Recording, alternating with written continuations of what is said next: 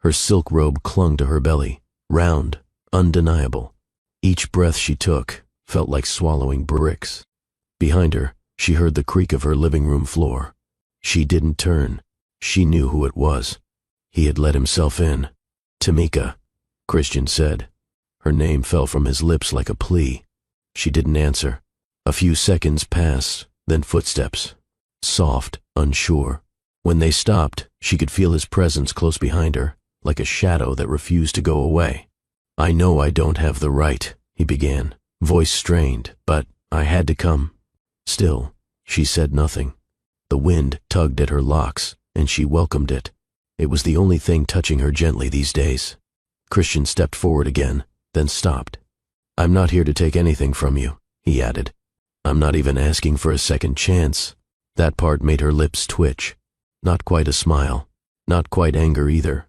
She turned halfway, not enough to face him, just enough to speak. "Then, what are you here for?" He didn't speak right away. Then she heard it, the sound of him dropping to his knees behind her. "I don't want anyone else raising our child." Her chest tightened. "You're carrying my daughter, Tamika, and I love you. I love both of you." Her body stiffened. The silence that followed wasn't empty. It pressed against her ribs. She closed her eyes.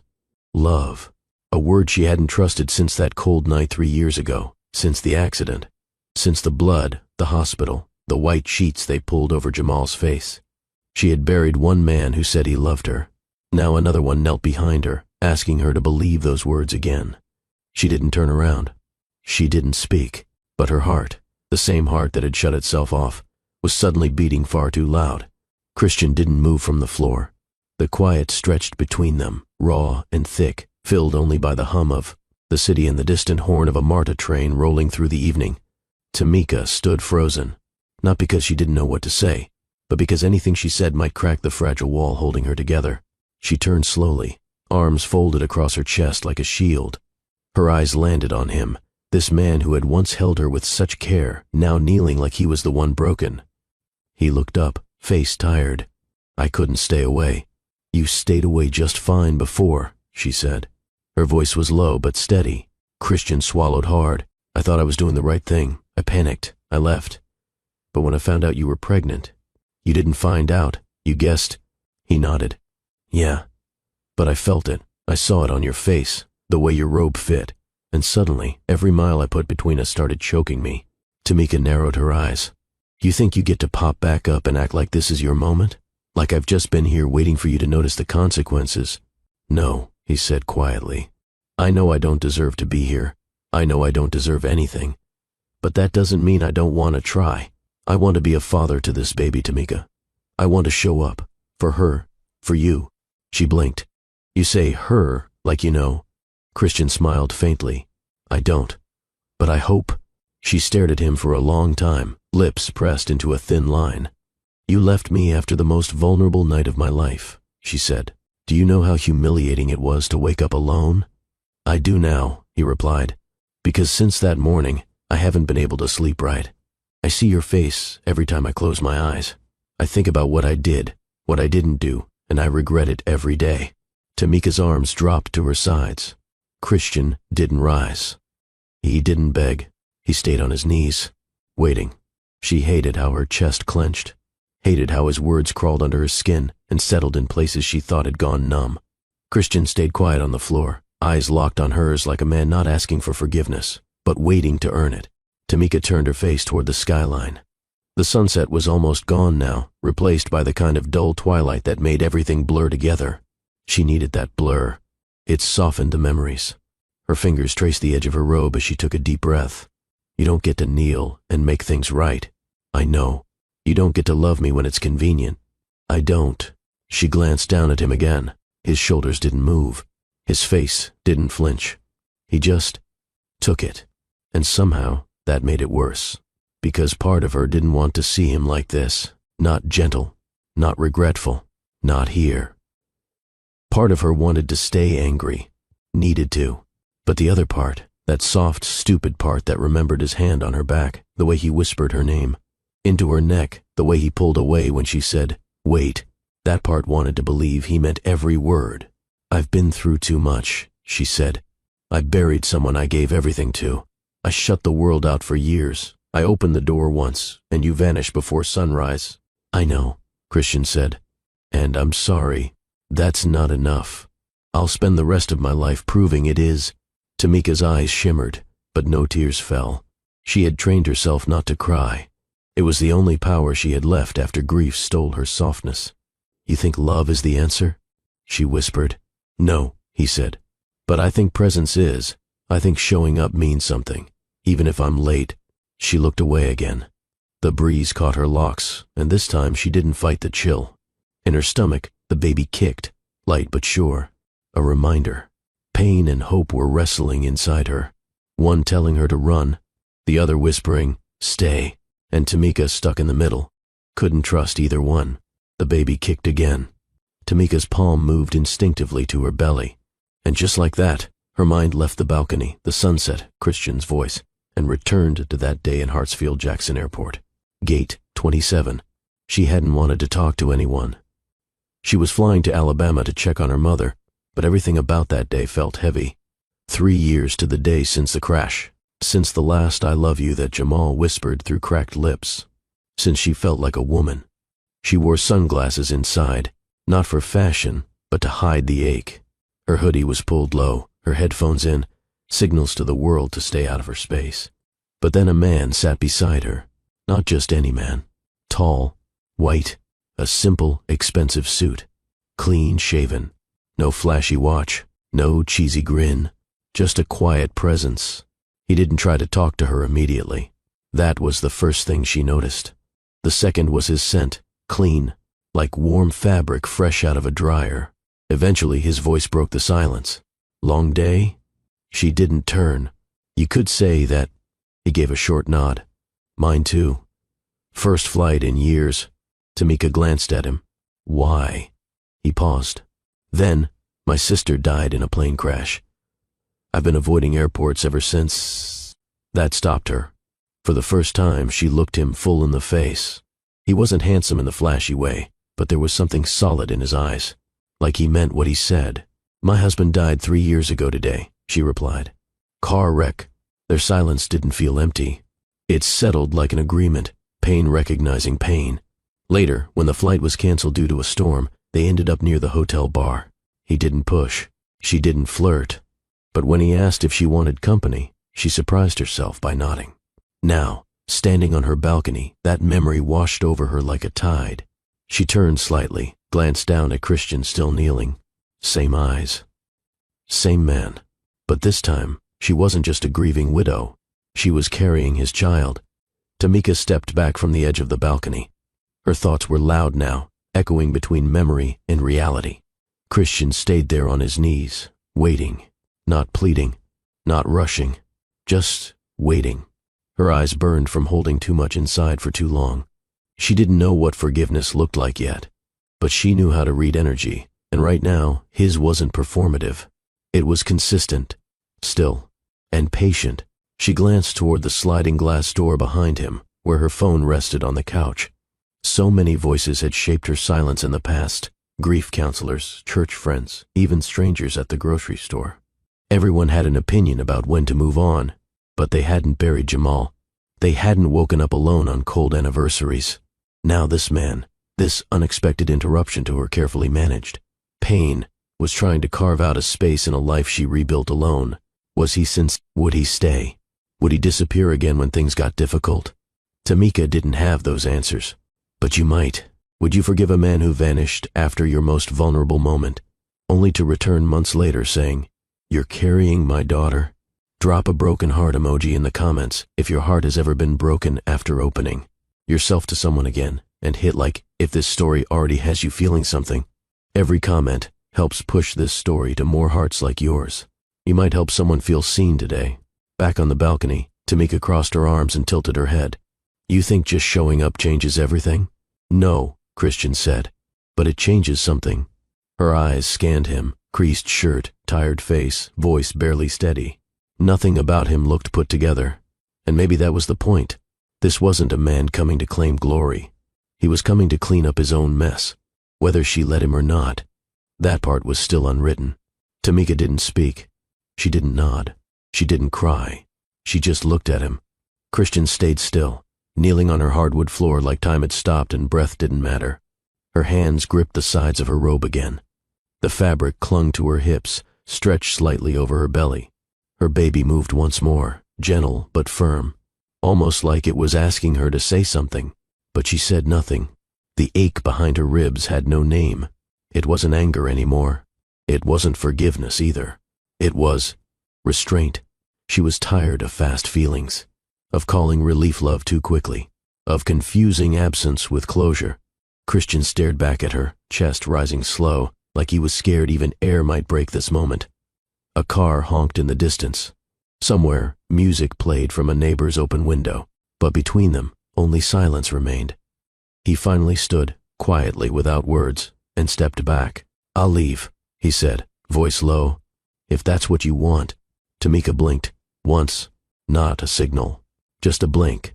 He didn't wait for a response. He walked slowly toward the door, pausing as he reached the handle. Then he looked over his shoulder. "You don't have to say anything tonight. I just needed to show you that I meant what I said." She didn't answer. Not yes, not no, just silence. And still, she didn't stop him. The door clicked shut behind him, soft like a held breath. Tamika exhaled, her shoulders sagging. She walked back to the couch, sat slowly, both hands resting on her stomach. The baby was calm again. Her eyes drifted to the floor, the same spot where Christian had knelt minutes ago. That spot now felt different, marked. Her pulse had slowed, but her mind wasn't still. He said he loved her. He said he loved their daughter. But love wasn't words. It was what happened after the words were done. So she waited, not for him, for her heart to make up its mind. Because tonight, for the first time in years, silence didn't mean nothing. It meant everything was about to begin. The wheels on Tamika's suitcase made a soft rattling sound as she dragged it through the terminal at Hartsfield-Jackson. She didn't look up at the smiling flight crew walking past her. She didn't return the friendly nods from families crowding into food courts. Her only focus was reaching gate 27 and sitting still until they called her flight. It had been a long morning already, and the day hadn't even started. Her sandals pinched her toes, and her hoodie clung to her skin, thanks to the humid Atlanta heat she just escaped. But the real weight wasn't the weather or the walking. It was the date. 3 years. Exactly 3 years today. She hadn't flown since the funeral. Tamika reached into her tote and pulled out a folded picture, Jamal on their wedding day, smiling at her like she was made of gold. She held it for a second, then quickly tucked it away. The ache never eased. It just got quieter. But not today. Today, it screamed. The original plan was to drive to Alabama, but her car battery died, and she took that as a sign. Maybe flying would be faster, cleaner, less time to think. But thinking was all she'd done since she booked the ticket. Security took too long. She nearly broke down in the TSA line when a man complimented her eyes. It wasn't flirtatious, just kind. Still, it reminded her of Jamal's voice. He used to say, "Your eyes say everything before your mouth even moves." By the time she made it to gate 27, Tamika had nothing left. No words, no energy. She sat near the corner window, away from kids kicking their feet and couples arguing about carry-ons. Her sunglasses stayed on. She pulled her locks over one shoulder, and she tucked her hoodie tighter around her frame like armor. She opened a paperback she wouldn't read, plugged in earbuds she wouldn't use. She just needed to make it through the flight. She was already exhausted, and she hadn't even left the ground. Across the speaker system, a voice announced, "Flight 261 to Birmingham, now boarding in 1 hour. Delay due to incoming weather." Tamika let her head fall back against the seat and closed her eyes. Of course, a delay. Like the day hadn't taken enough already. Tamika kept her eyes closed, hoping that maybe silence could stretch time. She didn't hear him approach, didn't notice the shift in air or the soft footfall of expensive shoes. But she felt the pressure change when someone lowered themselves into the seat beside her. Her eyes opened behind dark lenses. Another seat was open on the other side of her. The terminal wasn't packed. Whoever this was had options. Yet here he was, close enough to smell like warm cotton and crisp laundry. Not cologne, just clean. She shifted slightly, subtly turning her body away. He didn't say anything. No greeting, no small talk. Just sat. like he belonged there. Tamika sighed and pulled one earbud out. Not because she wanted to talk, but because silence with a stranger felt too heavy when her chest already was. The man glanced sideways. He had strong features, square jaw, straight nose, brown hair combed back without effort. His suit was tailored, but not flashy. Neutral tones, understated. "I can move if this is your quiet zone," he said casually. Tamika didn't answer. Her eyes stayed on the runway, where raindrops were beginning to splatter on the window. He didn't fidget, didn't reach for his phone or check his watch. He sat like someone used to waiting, used to stillness. She gave him one glance from behind her sunglasses. "No offense," she said flatly, "but I'm not in the mood to make a new friend." He nodded. Understood. Most men would have taken that as a challenge, or a cue to try harder. But this one? He nodded again, then leaned back, resting an ankle on his knee like he was just another traveler watching time pass. It was that calm that made her curious. She pulled her sunglasses down just a little, enough for him to catch her side eye. "You always pick the most antisocial person at the gate to sit next to?" she asked. He smirked, not looking at her. "No. Usually I sit at the bar, but today felt like a window seat day." Tamika rolled her eyes, then cracked the faintest smile. She didn't want to talk, but something about him didn't feel heavy. It felt quiet, and quiet wasn't the worst thing. Not today. Tamika wasn't trying to start a conversation. She had practiced being invisible for 3 years. It worked well. Most people respected the invisible lines she drew around herself. Most people didn't try to reach through them. But this man beside her didn't act like most. After a few minutes, he glanced at her again, then down at her hands. "You're shaking." She blinked behind her sunglasses. Her fingers were, in fact, trembling. Slightly. "I'm fine," she said, voice tight. "You sure?" She turned her head slowly. "You always ask strangers personal questions?" He shrugged. "Only when they look like they're trying not to fall apart." She stared at him, unsure whether to be annoyed or surprised. "That's bold. Maybe. Or maybe it's human." His tone wasn't smug or smugly wise. It was honest, soft. That stopped her, because she hadn't been spoken to like that in years, directly, but gently. Tamika removed her sunglasses. He looked at her fully now. No flirting in his eyes, just awareness. She exhaled. "You want the truth? I wouldn't have asked otherwise." "I hate airports," she said. He nodded once. "Me too." She paused. "Why?" "Lost someone," he replied. Since then, flying never felt right again. Tamika tilted her head. "You still did it anyway?" "Had to," he said. "Sometimes avoidance stops being survival and starts being fear." That answer got her attention. She leaned back in her chair and folded her arms. "That's deep for a man in a suit." He smiled. "It's just the truth." Tamika studied him for a beat longer. The lines near his eyes suggested experience, not age. His jaw was tense, like someone who knew how to keep pain quiet. She finally said, "I lost my husband 3 years ago. Today." His posture changed. "I'm sorry." "It's fine." "It's not," he said gently. "But thank you for telling me." No one had ever said that before. Not like that. For a long moment they sat quietly again, but something was different now. The silence had a heartbeat, a rhythm. "I'm Christian," he said finally. "Tamika." "No last names?" "Not today." He nodded. "Fair."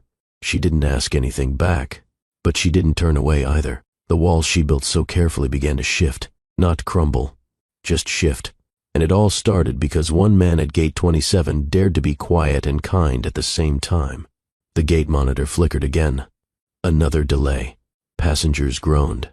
A few cursed. But Tamika didn't move. Neither did Christian.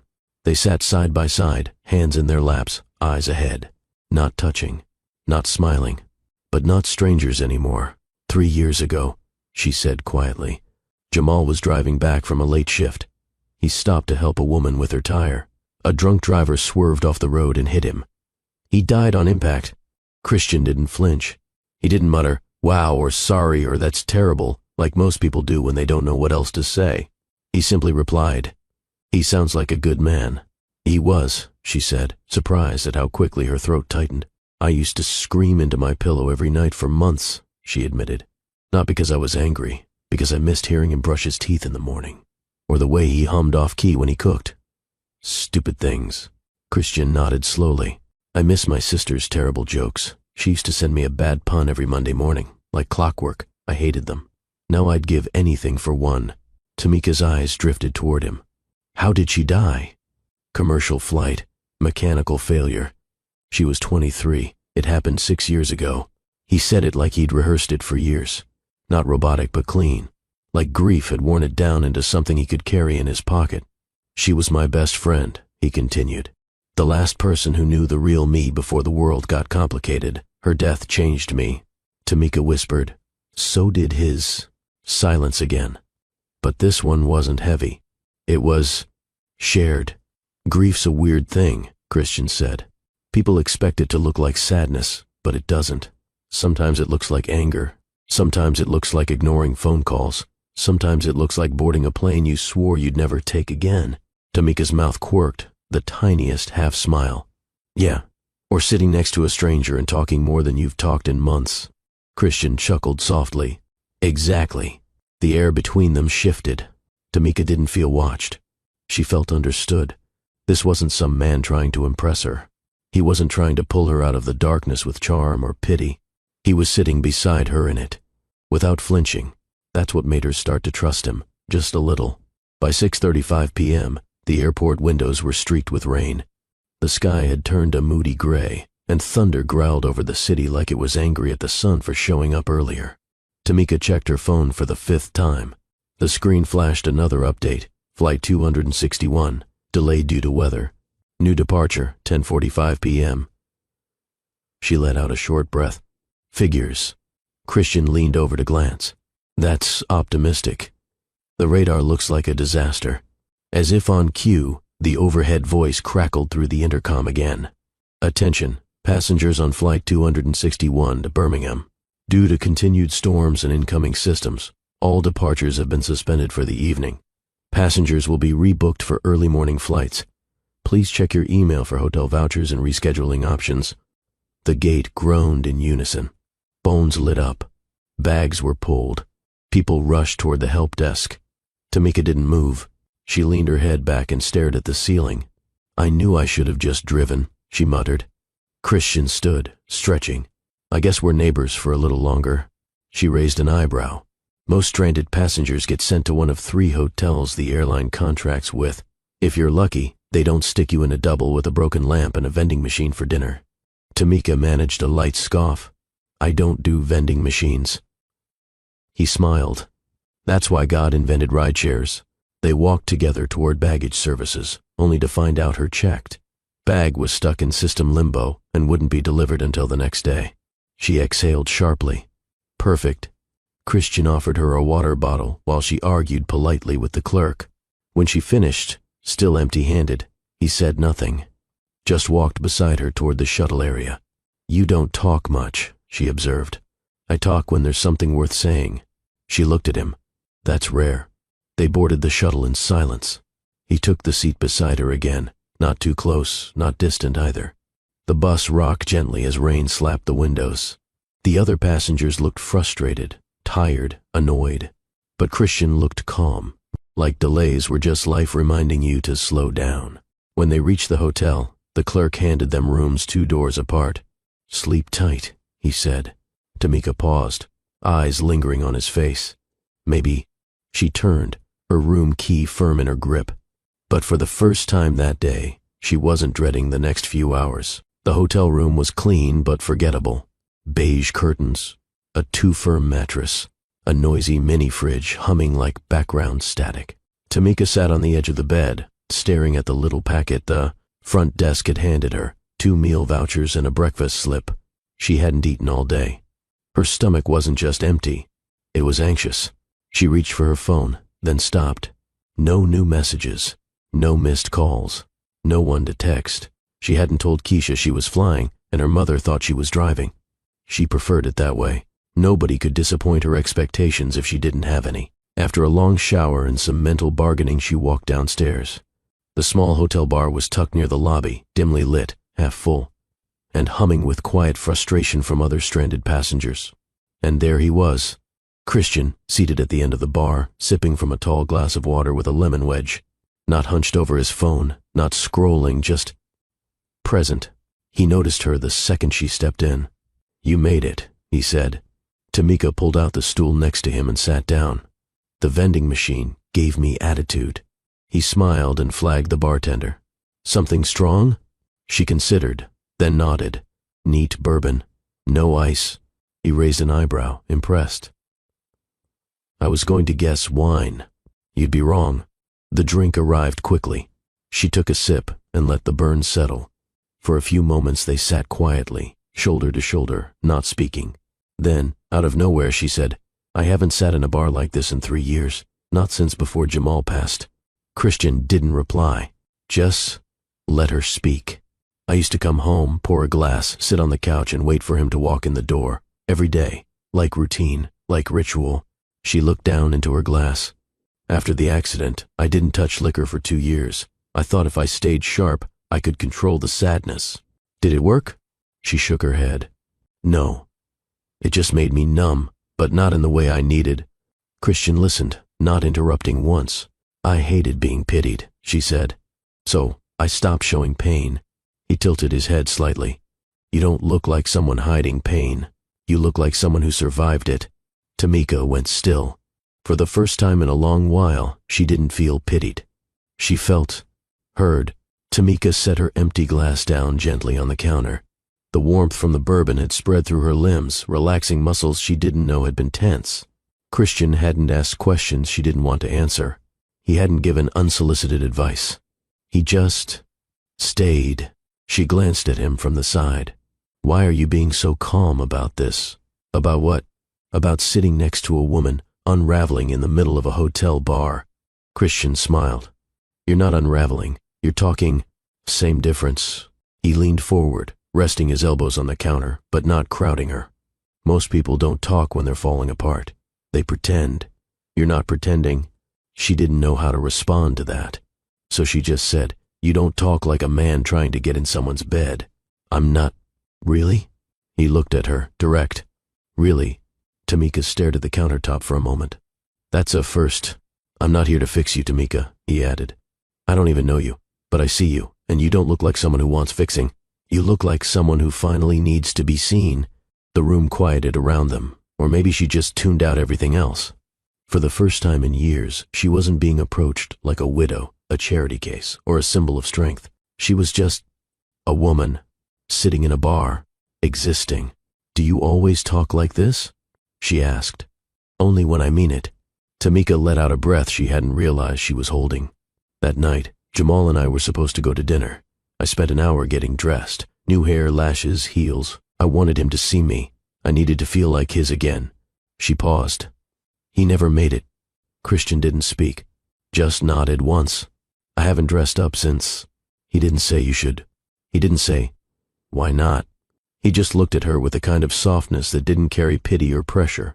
"If you ever decide to get dressed up again," he said, "I hope it's for you, not anyone else." Tamika turned to him. Her expression didn't give away much, but her eyes did. This man wasn't trying to win her. He was trying to understand her. And somehow, that was more intimate than any flirtation she'd ever known. The bar had thinned out.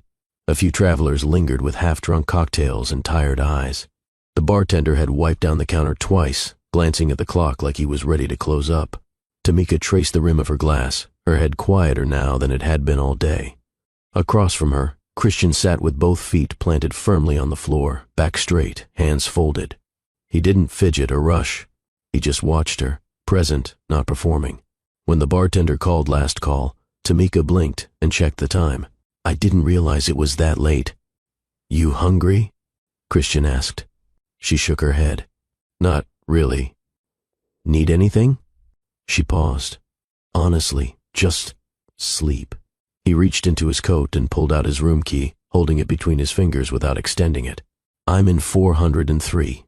You can take the bed. I'll sleep in the chair." Tamika's brows lifted slightly.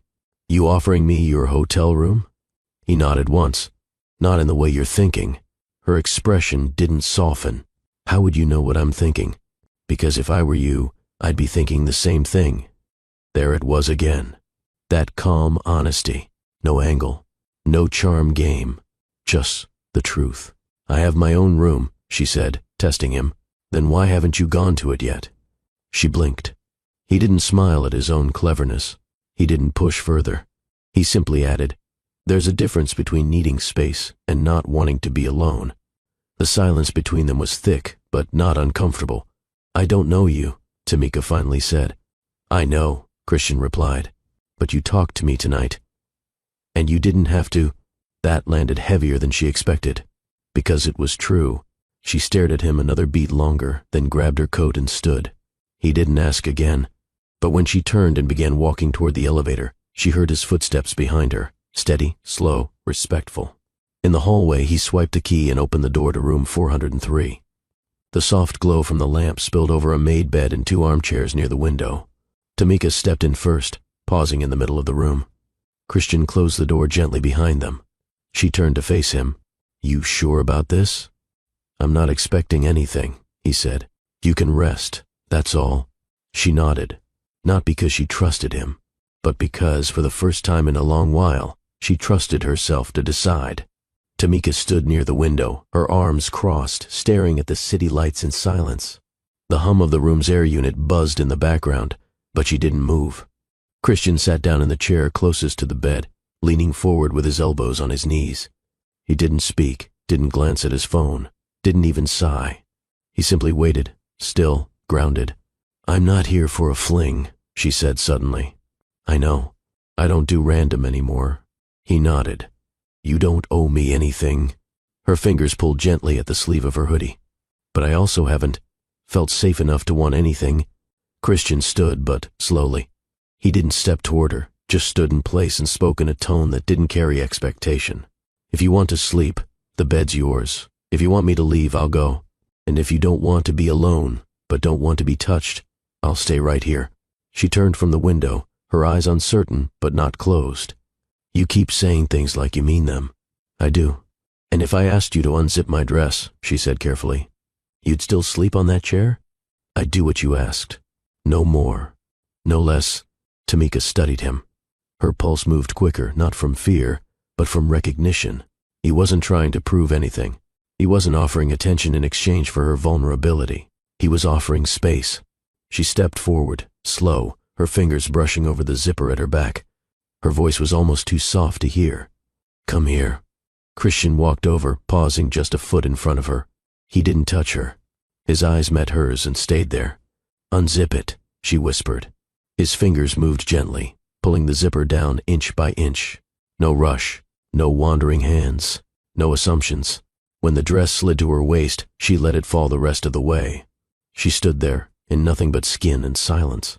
His breath caught, barely, but his gaze didn't drop to her body. It stayed locked on her face, waiting for a signal. She lifted her chin slightly. You can touch me. Where? Tamika's lips parted. Start with my shoulders. His palms landed softly on her skin, warm, open, reverent. And in that moment she gave permission, not with words but with breath, with the way her eyes closed and her body didn't flinch. She wasn't trying to be strong. She was letting herself be seen. Christian's hands rested lightly on her shoulders, still as water. Tamika's breath slowed, not from comfort, but from concentration. Every second felt new, not because she hadn't been touched before, but because she hadn't been touched like this since Jamal. Since her husband's hands stopped moving. Since love left her bed and memory took its place. He stepped closer, chest brushing hers, but he didn't pull her in. He waited. Tamika opened her eyes and met his. I'm not the same woman I used to be, she said. I wouldn't want her, he answered quietly. I want the one standing in front of me. Something inside her trembled, not from doubt, but from how deeply those words landed. She reached for the hem of his shirt. He raised his arms as she lifted it, revealing his torso, scarless, strong, still breathing. She studied him like she was learning something unfamiliar. He didn't pose. He didn't flex. He just let her look. Her fingertips hovered at the top of his waistband. Do I stop? She asked. No, he said. Unless you want to. Tamika unbuttoned his pants, letting them slide. They stood in their vulnerability, bare, honest, without performance. The space between them closed as he took one slow step forward and pressed his forehead to hers. "You okay?" he whispered. "I don't know," she admitted. "Then we'll go slow." He picked her up, not in a showy dramatic lift, but in a way that said, "Let me carry what you're not ready to hold." He laid her on the bed, pulled the sheets over her legs and sat beside her. One hand gently traced the curve of her hip, not rushing anywhere else. Tamika placed her palm on his chest. "Kiss me." He did. Light at first, mouth to mouth. No hunger, no noise. Her arms wrapped around his neck, bringing him down with her. Their bodies aligned naturally, as if her curves were made for his frame. She inhaled sharply as he entered her, then stilled. He paused. "You okay?" She nodded, breath catching. "Don't stop." And he didn't. No sudden movements, no showmanship, no pressure to perform. Just two bodies remembering how to feel. For the first time since that hospital night, since holding Jamal's cold hand, Tamika let someone else inside her world. And she didn't run from it. Tamika's back arched beneath him, but not in urgency, more in surrender. Her body moved, but her mind stayed alert, present, aware of every breath, every brush of skin. Christian's rhythm wasn't fast or slow. It was steady, consistent, like he wasn't trying to impress her, like he was there to match her pace, not set it. She hadn't realized how tightly she'd been holding everything, grief, anger, silence, until now. Her hands gripped the sheets beside her head. Her legs wrapped around his waist, not to pull him closer, but to keep herself grounded. It wasn't lust pulling her into this moment. It was memory of what it felt like to be held, to be touched and not reduced, to be seen and not pitied. Christian kissed her cheek, then her jaw. "You're still here," he whispered, breath warm against her skin. "You didn't disappear." She blinked fast, trying to stop it. But it came anyway. The tears. First one. Then 3. Then more than she could count. She didn't sob or shake. She just wept. Quiet and still. Christian felt the shift. He stopped moving but didn't pull away. His forehead rested gently against hers. Tamika's voice broke. "I didn't think I'd ever feel this again." "You don't owe me anything," he whispered. "I'm not giving you anything," she whispered back. "This is mine. It's just the first time I've let it live again." Her tears slipped into her hairline, onto the pillow, into the space between their bodies. He kissed the corner of her eye. "You're safe." She cried harder. Not because she was hurt, not because she regretted it, but because her body, after 3 long years of distance and numbness, had finally remembered what it felt like to be human again. Alive, desiring, touched without demand. Her heart thudded against her chest, matching his, both wild and calm all at once. She looked up at him, eyes blurry. "Thank you." Christian shook his head. "You don't thank someone for showing up." Tamika exhaled through her mouth, long and slow. And when he began moving again, she didn't hold back. Not her hands, not her voice, not her heart. It wasn't about climax. It was about permission. To feel, to ache, to be soft again without guilt. And as she came undone beneath him, she didn't cry from pain. She cried from the quiet joy of remembering she wasn't dead inside anymore. The sun peeked through the heavy curtains, casting faint lines across the white sheets tangled around Tamika's legs. She stirred slowly, her body still sore in places she hadn't felt in years, not from discomfort, but from movement that came with trust. For a few moments she didn't open her eyes. She just lay still, her palm resting on the pillow beside her, where his head had been hours before. The sheets were still warm. The night replayed in flashes, the soft rhythm of his voice, the weight of his body against hers, the way he never rushed, never grabbed, never asked for more than she gave, and the way her walls fell, one permission at a time. Tamika smiled faintly, then rolled over to face the window, letting the light brush her skin. She reached out toward the nightstand, fingertips searching for her phone. But instead, she touched nothing. The space beside her was empty. She turned fully. No shirt tossed over the chair. No shoes near the door. No Christian. The bed was only wrinkled on one side. The other side looked untouched. She sat up slowly, her heart picking up speed, not panic, not fear, just a dull rising unease. The kind that sets in when your instincts say, "Don't hope too fast." She slipped out of bed, wrapping the hotel sheet around her body as she walked to the bathroom. Empty. She checked the entryway. His suitcase was gone. Tamika blinked. She opened the door, peeked into the hallway. Quiet. Nothing on the floor. No room service trays. No footsteps. No sign of him. She walked back inside, her movements slower now. More cautious. She checked her phone on the desk. No missed calls. No texts. No unknown numbers trying to say goodbye in a coward's format. Tamika stood in the center of the room. Alone. Just like that. The buzz of the mini-fridge returned to her ears. The room felt colder than it had hours ago. She stared at the bed, once sacred, now half-made, like a scene that had been erased before it finished.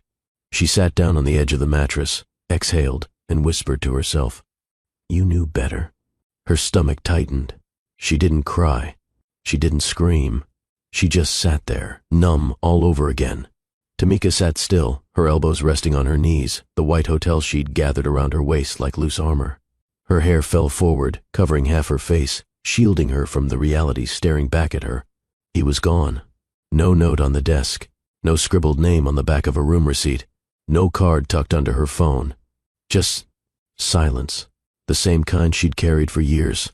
The same kind that used to fill the corners of her apartment after Jamal's funeral. When the food ran out, the calls stopped coming, and everyone moved on while she stayed stuck. She'd let someone into her skin, her breath, her space, and he disappeared without a word. The irony wasn't lost on her. She had spent 3 years trying to feel again, and in one night she'd let go of her defenses. She had opened her body, her story, her grief, and in return she got absence. Again. It was humiliating. She slid off the bed and padded to the bathroom. Her reflection met her halfway. Her eyes were red, but not from crying. Her lips were swollen, her neck still carried faint traces of his mouth, her shoulders bare under the morning light. But none of it looked romantic now. It looked like a story without an ending. She turned the tap on, splashed cold water on her face, and dried it with a towel. The chill stung more than it refreshed. Back in the room, she began to gather her things. Her dress from the night before lay on the floor. She picked it up without emotion, slipping it back over her shoulders and fastening the zipper herself. The same zipper he had once touched gently. Now it felt like closing a door. Her phone buzzed once. A weather alert. Nothing from him. She laughed under her breath. Bitter, sharp. Figures. Tamika grabbed her bag and walked out of the room. She didn't glance back. She didn't pause to check for forgotten earrings or a misplaced scarf. There was nothing left behind worth finding. In the elevator, surrounded by mirrors, she saw herself from 3 angles. Alone. Straight-faced. No tears. By the time she reached the lobby, she had already buried what happened between them. She stuffed it deep, into the same place she stored birthday texts she never got and promises people never kept. Whatever she thought Christian Miller could have been. He joined a long list of things that left. The bathroom floor was cold against Tamika's knees. Her hands trembled as she clutched the 3rd plastic stick, praying it would say something different than the first 2. But it didn't. 2 pink lines. Again. She sat back slowly, her spine brushing against the tiled wall. Her breath came shallow, too light to feel like breathing. She looked down at the counter, 3 pregnancy tests side by side, like judges delivering the same quiet verdict. Positive. Positive. Positive. Her pulse thudded in her ears. She pressed her palm flat against her stomach. It was still flat. Still hers. Still silent. But inside, something had changed. 3 years. 3 years of numb mornings. Of unanswered texts. Of avoiding first dates and ducking matchmaking aunties. Of burying memories in routines. And now, one night, one man, one body she barely knew. And this? Her mouth opened, but no words came out. Just one jagged breath, like her lungs had finally caught up to the chaos. She pulled her knees to her chest, still seated on the bathroom tile. Her robe slipped off one shoulder, exposing the same skin Christian had kissed gently just weeks ago. It didn't feel gentle now. It felt like a memory gone too far. Her phone buzzed once on the bathroom sink. She didn't move. Buzz. Again. She glanced over. It was Keisha. Again. She let it ring. Not today. She couldn't talk. Not now. Not when her reality had flipped with the same force grief had years ago. It wasn't just the shock of being pregnant. It was the person she was pregnant by. A stranger. A man whose last name she hadn't even asked for. A man who'd held her like she was something fragile, and then vanished like she was nothing at all. Tamika leaned her head back against the wall, eyes shut tight. She whispered, "Why now?" No one answered. Not the ceiling, not the mirror, not God. She glanced back down at the tests. 3 lines. 3 confirmations. She let out a slow shaking breath and whispered again, this time to herself, quieter than before. "What have you done?" Tamika sat frozen on the closed toilet seat, legs crossed, robe loose, face pale. Her eyes stayed locked on the test sticks lined neatly on the counter like silent accusations. The room was still, but inside her chest, everything spun. Buzz. Her phone lit up again. Keisha. She knew the routine. Her cousin called every Saturday around 9 a.m., like clockwork. Sometimes just to check in, sometimes to rant about work, sometimes to push her back onto dating apps just to see what's out there. But this morning, Tamika couldn't answer. Buzz. She watched the screen light up and fade. Light up. Fade. Let it go to voicemail. Her fingers stayed limp in her lap. Her body felt heavy. Her heart beat with no rhythm, just anxiety. Buzz. Voicemail again. She knew what would happen next. Keisha would text, followed by voice notes. Probably with a few hellos? In between. Tamika pulled the robe tighter across her chest and leaned forward, elbows on her knees, palms pressed against her forehead. Buzz. New text. "You alive? It's been 3 days since I heard from you." She closed her eyes. Her breath came in shallow bursts. "Girl, I'm pulling up if you don't respond." Another buzz. "And don't play. I know you ain't at that job today. You off." Tamika dropped the phone beside the sink and stood slowly, her knees stiff from sitting on the tile too long. She moved like she was made of bricks. Her body wasn't sore, but it wasn't relaxed either. She opened the cabinet under the sink and shoved the test boxes deep inside, hiding the packaging like that could erase the result. The tests themselves? She wrapped them in tissue and dropped them into the small trash can by the door, then paused. It didn't feel right, like she was trying to cover a crime she hadn't committed but couldn't explain. Buzz. Another text. "One more message, and I'm showing up with a frying pan and holy oil. Don't try me." Tamika exhaled and looked at herself in the mirror. Her hair was messy. Her eyes were tired. Her lips were dry. She looked worn. Buzz. Her fingers hovered over the screen, but she didn't open the messages, didn't type anything back. Instead, she turned off the phone, placed it face down on the bathroom rug, and sat on the edge of the tub. The world could wait a little longer, because Tamika wasn't ready to explain what she didn't fully understand yet. By 11 a.m., the knocking started. Not the polite kind either. 3 loud bangs followed by a sharp voice. "Tamika, open this door before I call Mama and tell her you died in the bathtub." Tamika sat on the living room floor, back against the couch, knees hugged to her chest. She stared at the television, which was turned off. She hadn't moved since leaving the bathroom. Bang. Bang. "You got 3 seconds before I embarrass both of us in front of your neighbors." A pause. Then 1. Tamika sighed and stood up slowly. 2. She unlocked the deadbolt, then the chain, and opened the door. Keisha stood there in bike shorts, a hoodie, and bonnet still on. No makeup, no filter, just full concern and suspicion on her face. Keisha didn't wait for permission. She pushed the door open and walked right in. "What's wrong with you? I've been texting like I don't know your address." Tamika shut the door behind her, lips pressed tight. Keisha tossed her purse on the table and turned to her. "You sick? Depressed? On meds again?" Tamika shook her head once. "You pregnant?"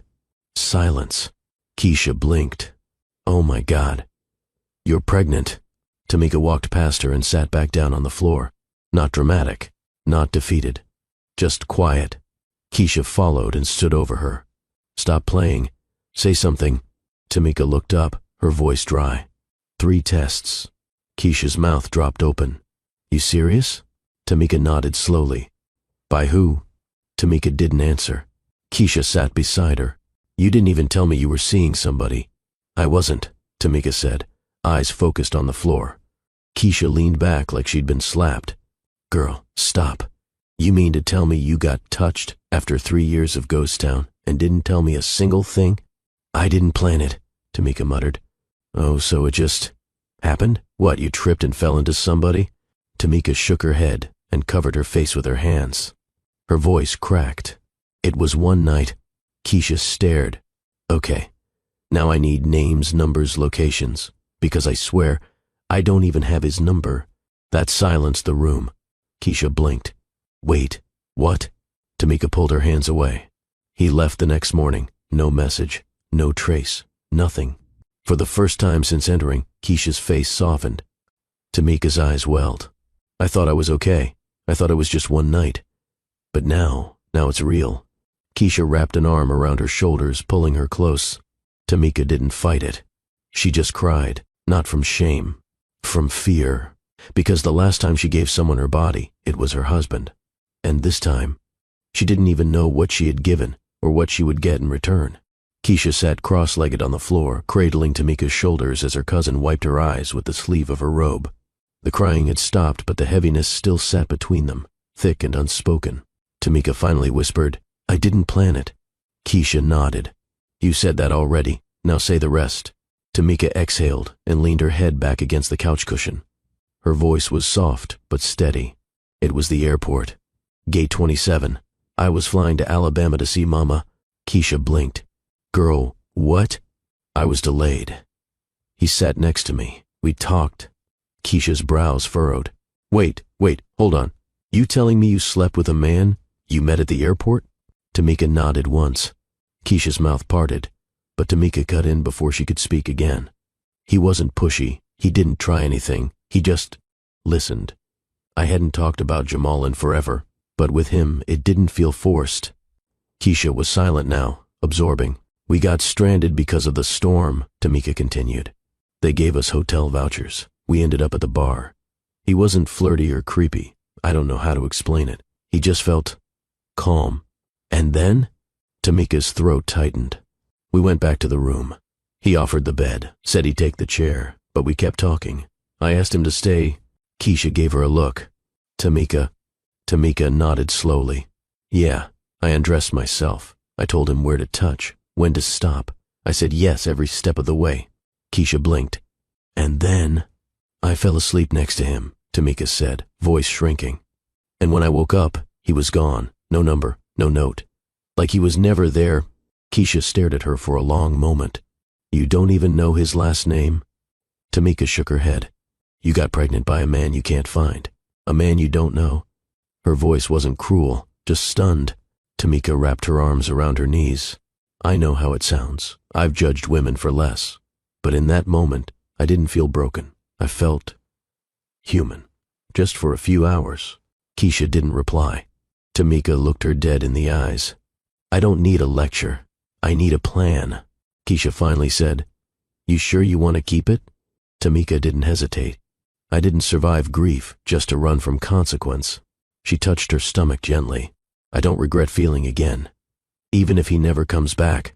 Keisha stared at her cousin like she was trying to solve a puzzle with missing pieces. Tamika sat still, arms folded tightly around her knees, her eyes dry now but still puffy. The silence stretched too long. Then Keisha exhaled, shook her head and muttered, A whole airport. Girl. Tamika didn't smile. But Keisha wasn't done. You mean to tell me, after all my years of dragging you to brunch, setting you up with bald-headed church deacons and finance bros, you went and gave the one-night invitation to TSA Bay? Tamika blinked. TSA Bay. I don't know what he did, but he clearly passed your security check. Tamika gave a faint, tired laugh. You're ridiculous. Keisha leaned closer, lowering her voice. So, was it good? Tamika blinked. Keisha, no, I'm serious. If we're gonna deal with this mess, at least give me a highlight reel. Tamika looked down at the floor, then back at her cousin. It wasn't what you think. Keisha smirked. I think it was slow, deep, and ruined your standards forever. Tamika gave her a sharp look. It was gentle. The room quieted. Keisha's teasing expression faded into something more thoughtful. I hadn't been touched in years, Tamika added. Not since Jamal, and Christian. He didn't ask for anything I didn't offer. Keisha nodded slowly. Christian. So you do know his name? First name. That's better than nothing. We can work with that. Tamika raised a brow. How? You know I can find anybody, Keisha said, pulling out her phone. Let me tell you what a little Facebook stalking and LinkedIn scrolling can do. Tamika snatched the phone from her hands. No. Keisha blinked. Why not? Because I'm not chasing him. If he meant to stay, he would have left something behind. Keisha watched her carefully.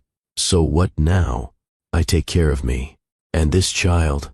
Keisha nodded, then scooted closer. Look, I joke because I'm nervous, and because I hate seeing you hurt.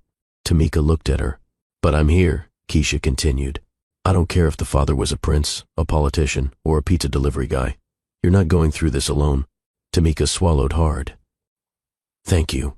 Keisha wrapped an arm around her. But for real.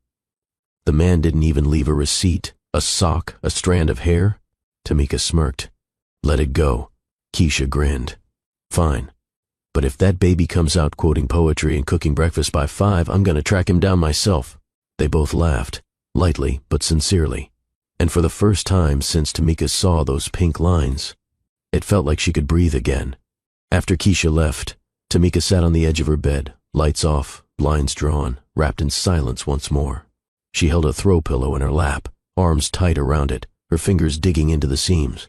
The room felt too still, like the air had paused to see what she'd do next. Pregnant. She mouthed the word again, but didn't speak it aloud. Saying it made it more real than she was ready to admit. For 3 years, her life had been predictable. Quiet mornings, teaching at the charter school, visits to her mother, grocery shopping on Sundays. She kept herself small, organized, safe. No risks, no chaos, no emotion strong enough to knock her off balance. But now, her body had changed without asking her permission.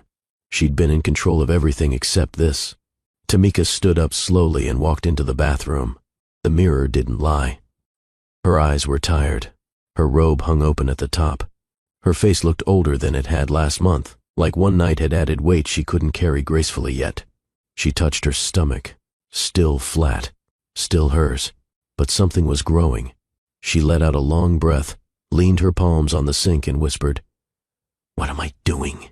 No answer, just the soft ticking of the wall clock and the rush of plumbing from the apartment upstairs. She hadn't imagined this moment. Not like this, not alone, not trying to figure out prenatal vitamins and health insurance while also wondering if the man who changed everything even remembered her name. Tamika turned and walked back to her bed. She laid down slowly, her hand resting lightly on her belly. What if she couldn't do this? What if she wasn't ready to be a mother without a partner? What if people judged her, whispered behind her back? But deeper than the fear was another voice. One she didn't want to admit was hers. What if this child was her second chance at life? At meaning? At connection? What if this wasn't a mistake, but a sign that she was still capable of creating something good? Tears welled in her eyes again. Not loud, not messy, just soft, like grief making room for something new. She wasn't sure if she felt stronger or more afraid than ever. All she knew was silence used to feel like protection. Now it felt like loneliness wrapped in echo. The sun began to set, casting warm streaks of gold across Tamika's bedroom wall. She didn't turn on the lamp. She stayed in the dim light, lying on her side, one arm under her head, the other gently resting on her abdomen. She'd been still for over an hour, letting her thoughts move like waves, soft, then crashing, then pulling back again. Her fingers traced slow, absent-minded circles on her belly. She hadn't felt anything. No flutter. No nausea. Nothing yet. But it was there. A life. A presence. A reminder. And the more she thought about it, the more one question surfaced and refused to leave her alone. Was it love? Or was it grief in disguise?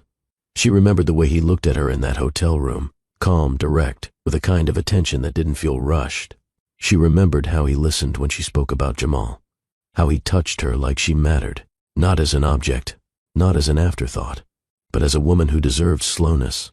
But that night hadn't been about him, had it? It had been about her, searching for something soft in a world that had been hard for too long. She needed warmth. She needed release.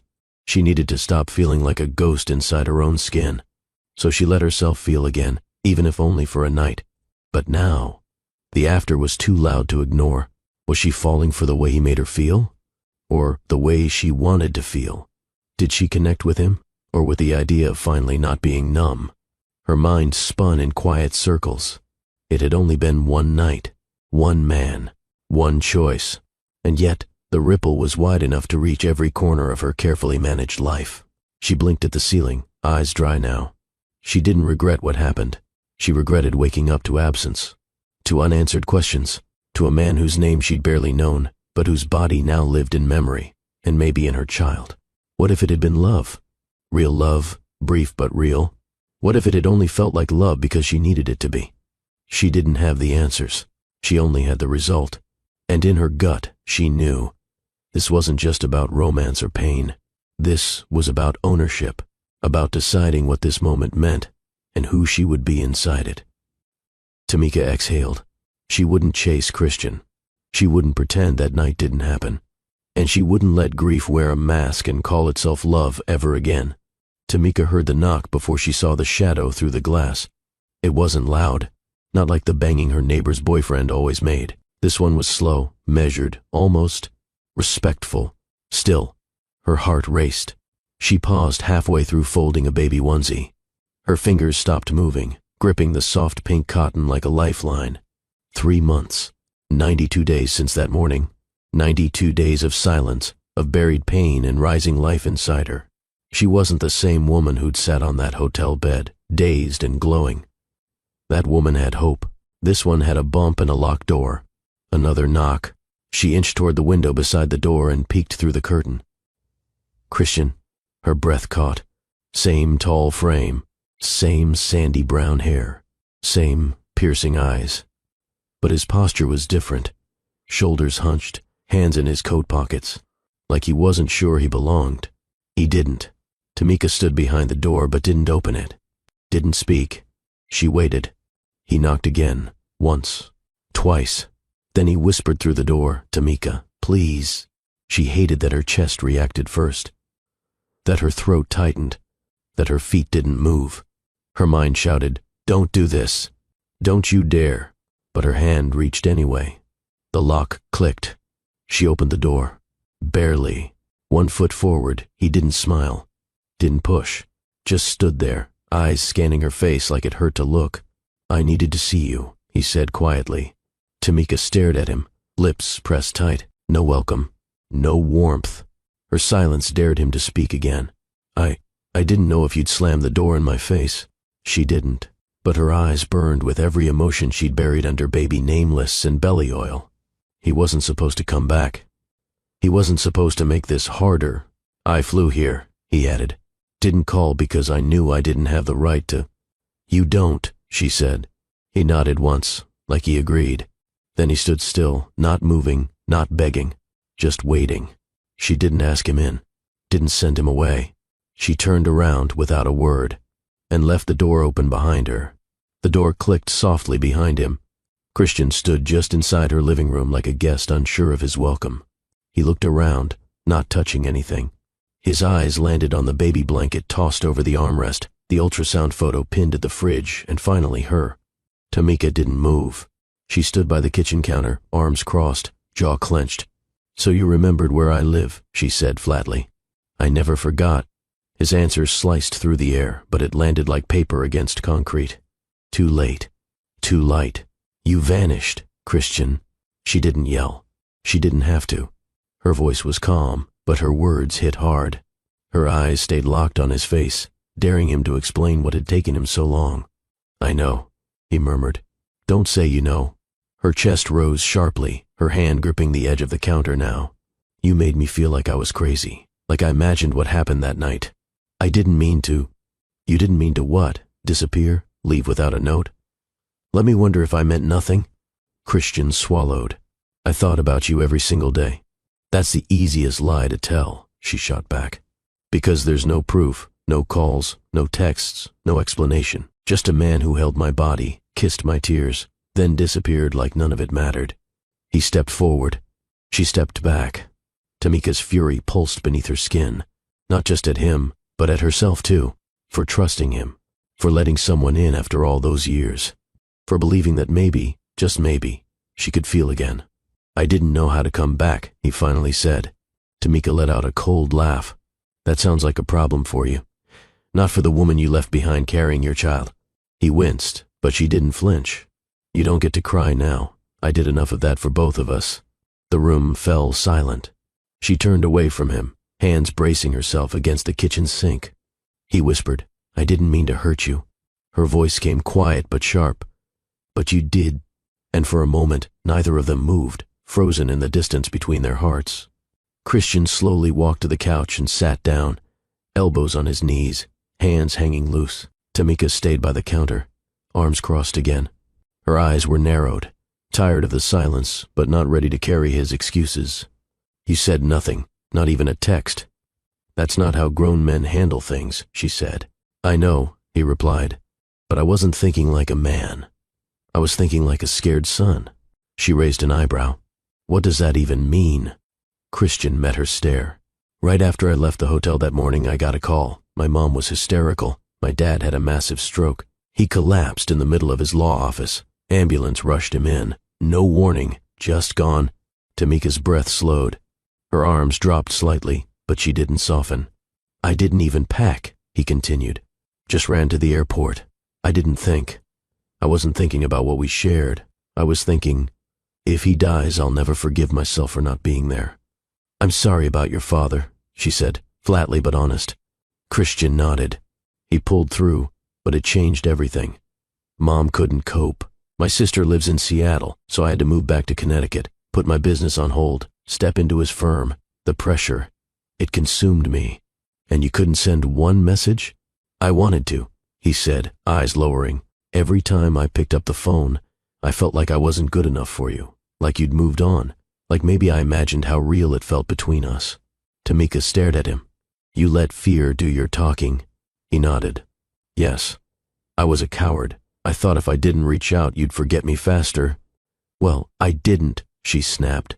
I remembered, every single day, and when I missed my period, I remembered even more. His shoulders slumped. She added, you don't get to pop up and expect me to just hear you out like nothing happened. I don't expect anything, he said softly, but I had to try. Because that night changed me too. Tamika looked away, but her silence didn't mean she was ready to forgive. It meant the storm in her heart hadn't passed. Tamika leaned against the fridge, her arms crossed again. She wasn't ready to cry, but her eyes were burning. Do you know how many nights I waited for a message? She asked quietly. Christian looked up, guilt deepening the lines in his face. I'd look at my phone, she continued, refreshing an inbox that stayed empty. You didn't block me. You didn't die. You just disappeared. I know, he said, barely audible. No, Christian, you don't know, she snapped. Because if you did, you wouldn't have let me carry this baby thinking I meant nothing to you. He stood. That's not what it was. Then what was it? She barked. What excuse makes it okay to vanish after something that personal? He opened his mouth, then closed it. He ran a hand through his hair, frustrated with himself. Finally, he met her eyes. I didn't think I deserved you.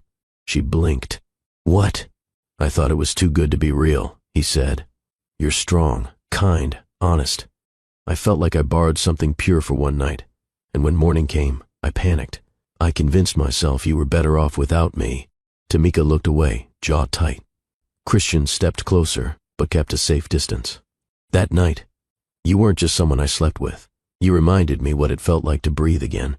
Then why punish me for that? She said, her voice shaking. Why let me walk around with a child, thinking his father was just a moment of weakness? I was weak, Christian admitted. I made it worse trying to protect myself from rejection.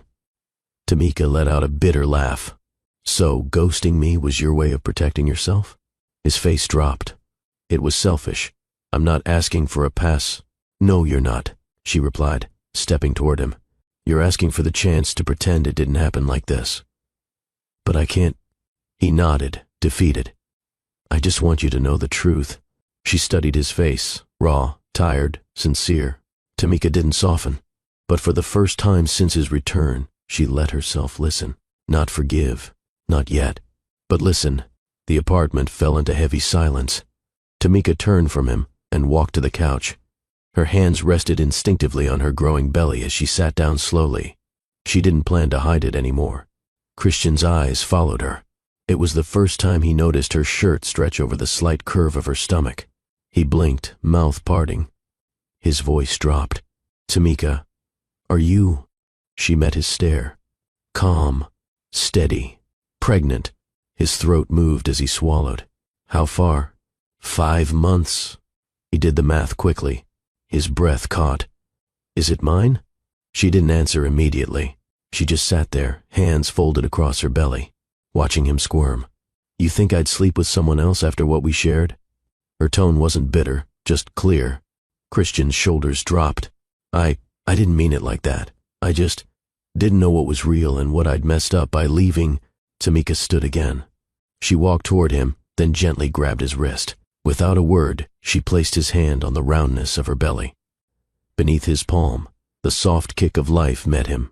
He gasped. His knees buckled, but he didn't fall. "That's your consequence," she said softly. He kept his hand there.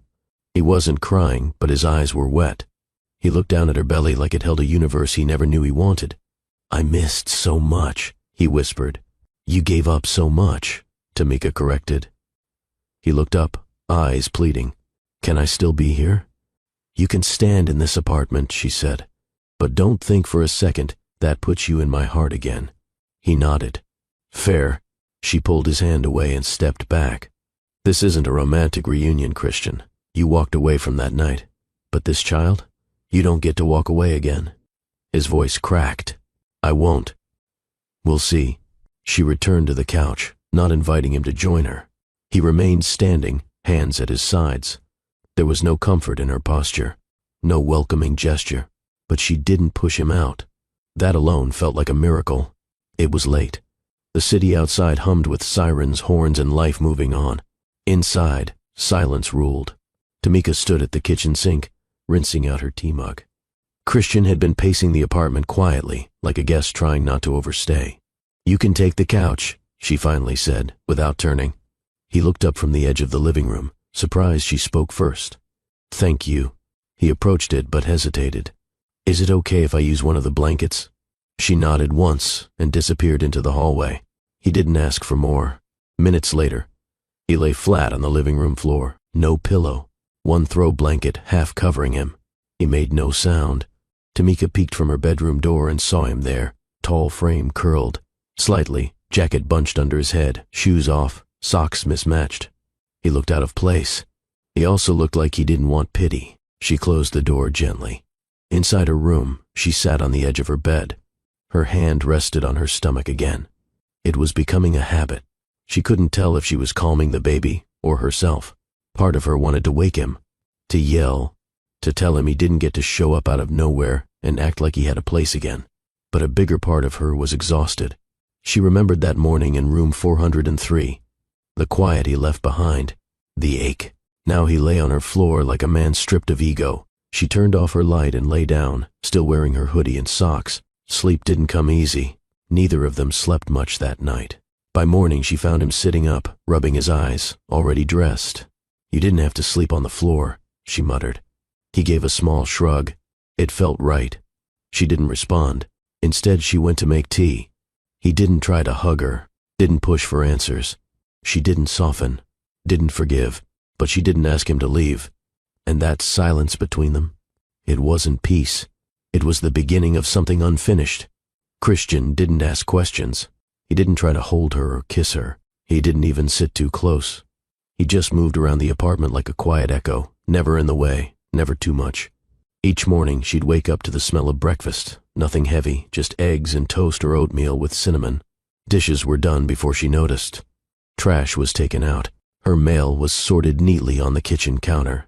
He wiped down counters, reorganized her cabinets without touching anything she might need urgently. She'd catch him folding laundry he didn't wear, ironing clothes he'd never put on. He was everywhere, and yet she could breathe. There was no pressure, no suggestion of getting back together, no expectations. She thought she'd hate it, thought it would feel invasive. But Christian moved with intention, not pity. He'd watch her from across the room, waiting for her to speak. But when she didn't, he went back to vacuuming, checking the sink, reading quietly on the couch. No forced conversations, no judgment. She tested him, left her cravings in plain sight, pickle jars, sour candy, frozen grapes. He stocked up on every single one without a word. One evening she saw him scraping gum off the bottom of her porch steps, soaked from rain. She opened the door just slightly and stared. "You're doing too much," she said, flatly. "I'm doing what I should have done," he replied, wiping sweat from his brow. "Showing up. Staying." Tamika didn't respond, but something shifted. She noticed how he left her tea the exact way she liked it, mint leaves, not a tea bag. She noticed how he didn't touch her phone or peek at her journals, even when they sat out in the open. He respected her space, and that annoyed her more than if he had crossed a line, because it forced her to see him for what he was, present, consistent, and undeserving of how much she still wanted to hate him. He even avoided using the bedroom. He slept on the couch, every night, tucked under the same throw blanket he once teased her for keeping. The same blanket her late husband had bought her on their 3rd anniversary. Christian said nothing about it. She couldn't ignore it anymore. He wasn't pretending. He wasn't manipulating. He was just there. But Tamika still didn't say thank you. She wasn't ready for forgiveness. She wanted to see if he'd stay anyway. Tamika came out of the shower one afternoon, her towel wrapped tight around her belly. As she reached for lotion, she froze. Christian's voice drifted softly from the living room. He wasn't on the phone. He was reading. And babies at this stage can hear sounds, familiar voices, heartbeats, music, even laughter. Tamika peeked around the corner.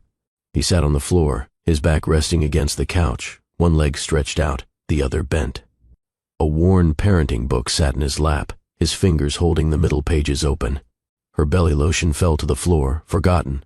"I don't know if you'll like books," he said to her stomach, unaware she was listening, "but I hope you like breakfast. Your mom eats cereal 3 times a day." Tamika's chest tightened. She stepped back quietly and pressed herself against the wall. "You should also know," Christian continued, "your mom's laugh, it's loud, like make the whole room stop loud. But she hasn't used it much lately." Silence. He sighed. "But we're gonna change that." He flipped another page, then began describing how to prepare for newborn sleep cycles. He didn't sound robotic or rehearsed. He read like it mattered, like her baby already had a father in the room. This wasn't for show. He didn't know she was listening. That made it worse. Or better. She didn't know yet. That night, she walked into the living room and saw 3 more books stacked beside. The couch, titles about black fatherhood, baby nutrition, first-year bonding. Post-its stuck out like flags from each chapter. He'd highlighted passages in yellow, not blue, not green. Yellow, just like Jamal used to when reading medical journals. She sat across from him, said nothing. He raised his eyes from the page. "Too much?" "No," she answered quietly. "Just surprising." Christian nodded, closed the book, and didn't push further. He never asked to touch her belly, never assumed a right to be part of it. He just kept showing up with actions, not apologies. Days later, she walked past the couch and felt her daughter kick hard. Tamika stopped in her tracks. Christian noticed her hand fly to her side. "Was that her?" he asked, voice low, reverent. Tamika didn't answer, but she looked at him longer than usual. He smiled. "She's strong." Tamika stared at his hands. The same ones that had held her once. The same hands that vanished. She walked away without a word, but her steps were slower, her heart less guarded. Tamika didn't smile when he made breakfast. She didn't thank him when he folded her laundry. She barely said goodnight when he took the couch for the 4th week in a row. But she watched. From the hallway mirror, she saw him wipe down the kitchen sink after she left crumbs. From the bedroom door, she caught him brushing dust off the crib that still hadn't been built. One night, she overheard him on the phone with his mother.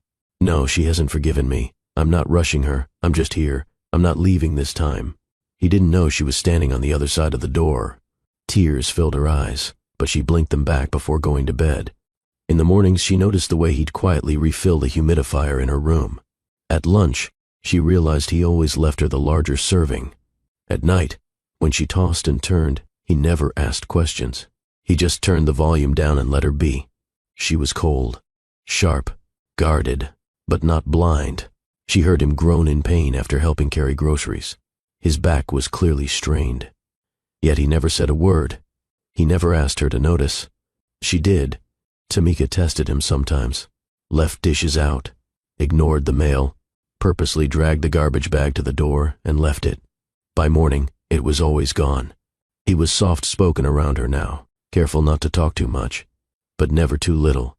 When she seemed overwhelmed, he'd quietly retreat. When she looked tired, he'd leave water on the table. Tamika hated how consistent he was, because it chipped at her walls. Every kindness made it harder to cling to resentment. Every act of quiet service made her pain less sharp. One day she heard the door slam harder than usual. She found him pacing in the driveway, face red, hands clenched, silent rage boiling in his shoulders. She didn't ask what happened. He didn't tell her. But an hour later he came back inside and resumed reading to her belly, as if nothing had broken inside him moments before. That night, she whispered to herself, "He's not who he was." Then she added, "But I'm not either." Her heart wasn't ready to open yet, but the lock was looser. The rain came down like it hadn't in weeks. Thunder rolled through the sky, low and heavy. Tamika sat in the living room, legs curled beneath her, a blanket draped over her knees. The power had flickered twice, but she didn't move. The storm didn't scare her. It never had. Christian entered quietly. He held 2 mugs of peppermint tea, placed one on the table beside her, then sat across the room. He didn't speak. She sipped slowly, her eyes fixed on the glass. Water streamed down it like tears on a cheek. "Do you want to know what happened to him?" she asked, her voice low. Christian didn't move, but his eyes lifted to hers. "Only if you're ready." Tamika exhaled through her nose. It was supposed to be a regular day. He went to the grocery store and never came back. She paused. There was a crash. Drunk driver ran a red light, hit him so hard the doctor said he didn't feel anything. Instant. Christian didn't interrupt. I didn't believe them at first. I called his phone every hour. I even cursed at his mother, thinking she was hiding him from me.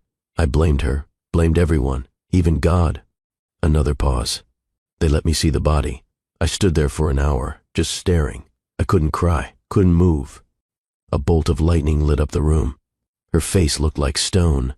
I went home and laid in our bed for 3 days. No food, no shower, no calls. I didn't want to die, but I didn't want to live either. It felt like someone had turned off the world. Christian tightened his grip around his mug. "The thing is," she said, voice cracking, "Jamal was my first everything.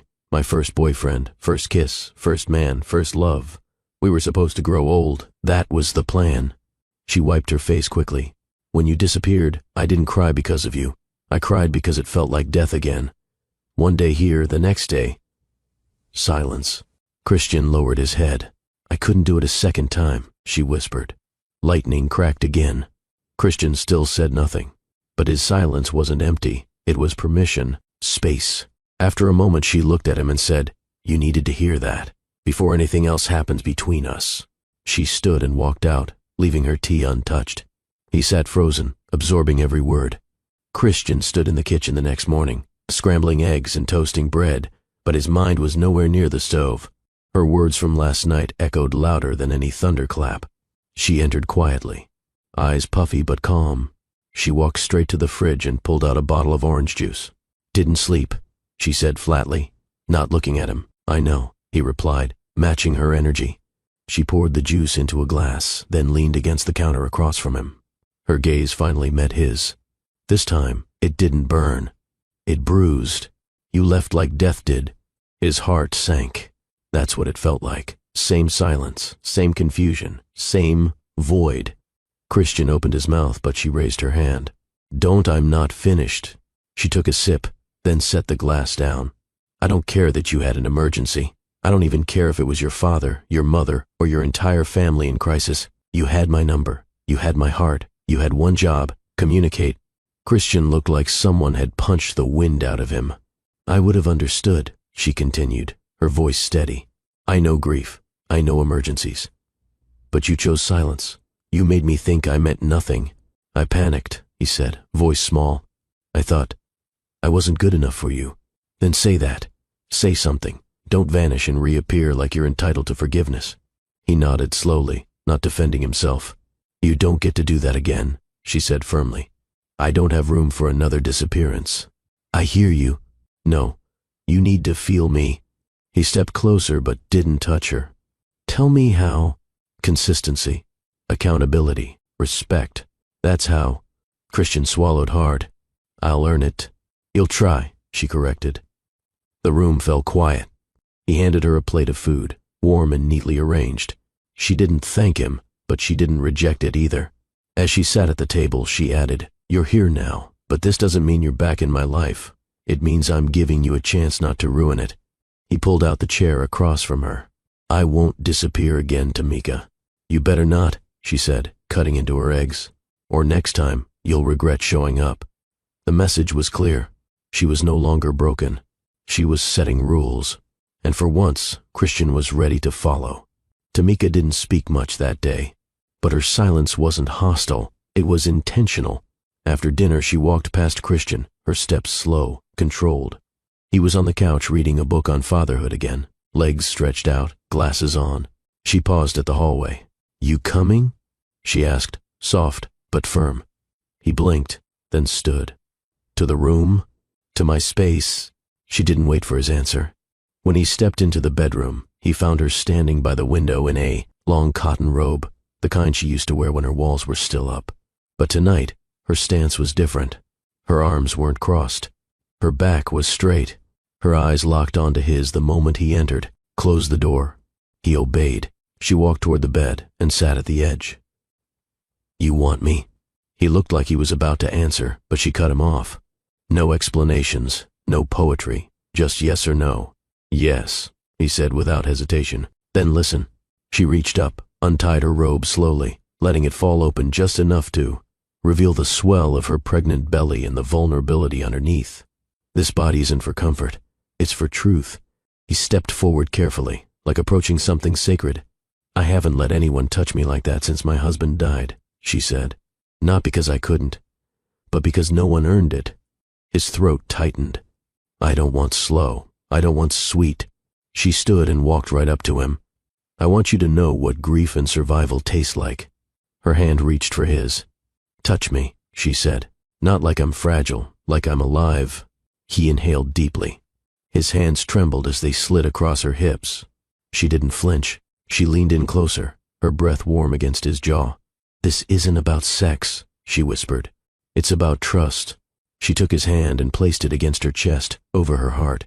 I need to feel like you're not going anywhere. He kissed her forehead. I'm not, he whispered back. As they moved together, it wasn't rehearsed or gentle. It was raw, human, honest. They didn't ask for permission again. They gave it. Have you ever trusted someone after they broke you?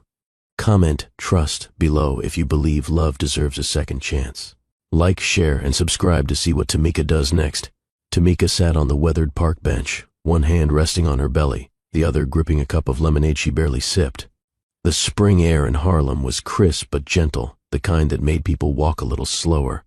She didn't look at Christian at first.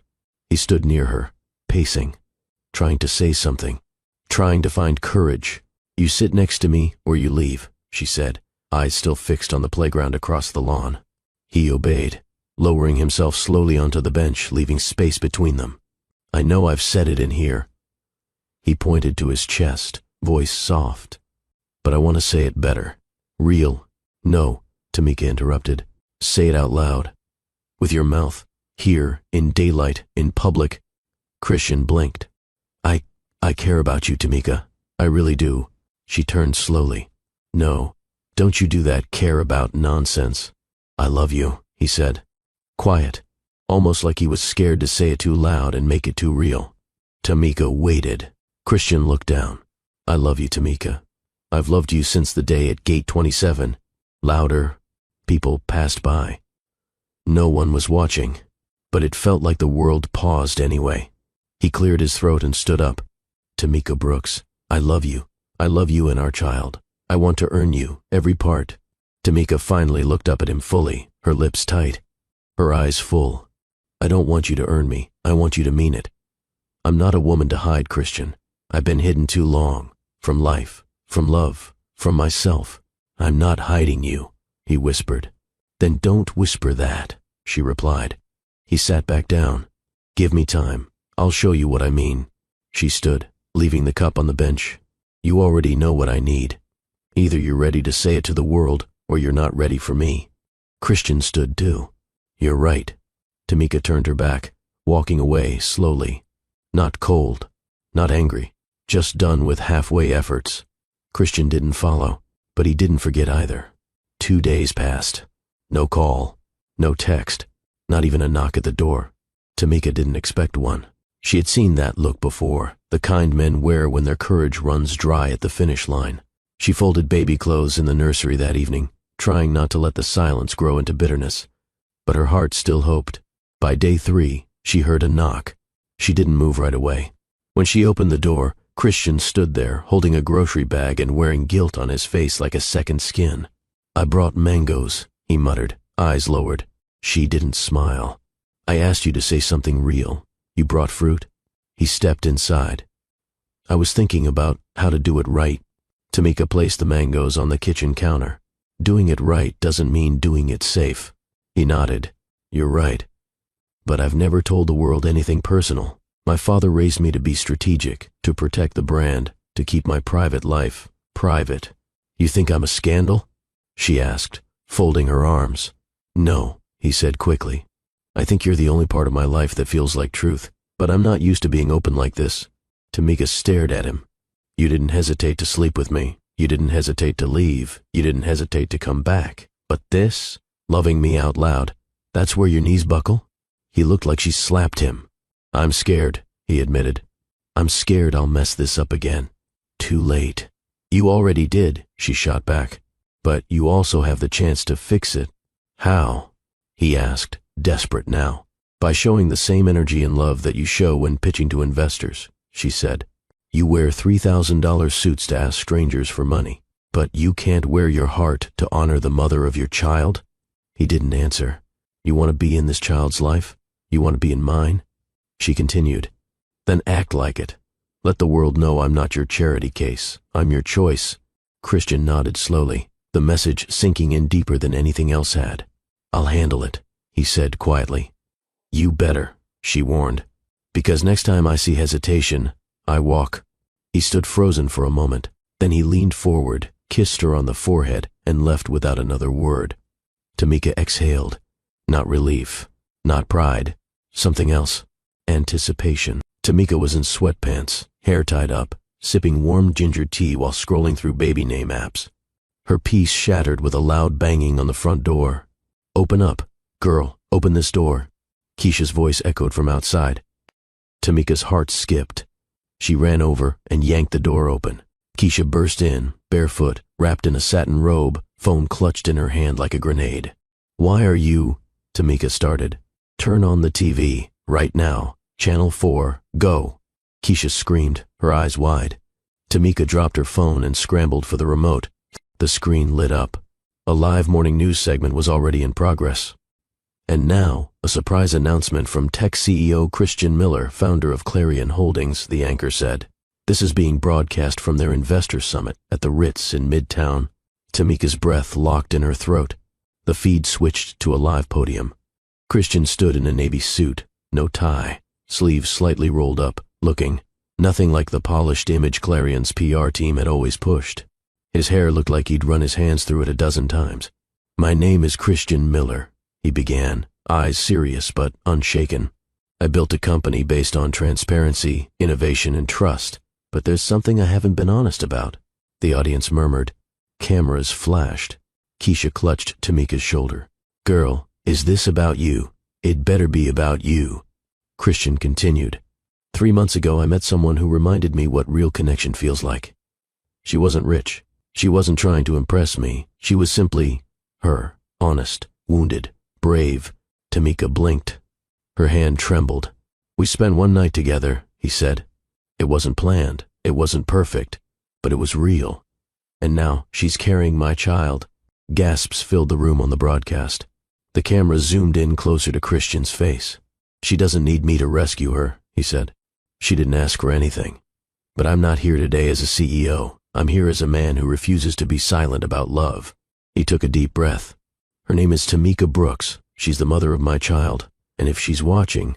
Tamika's knees buckled. Keisha helped her sit. I want the world to know I choose her. Keisha shouted. Holy girl, this man is confessing like he's in church. Tamika stared at the screen.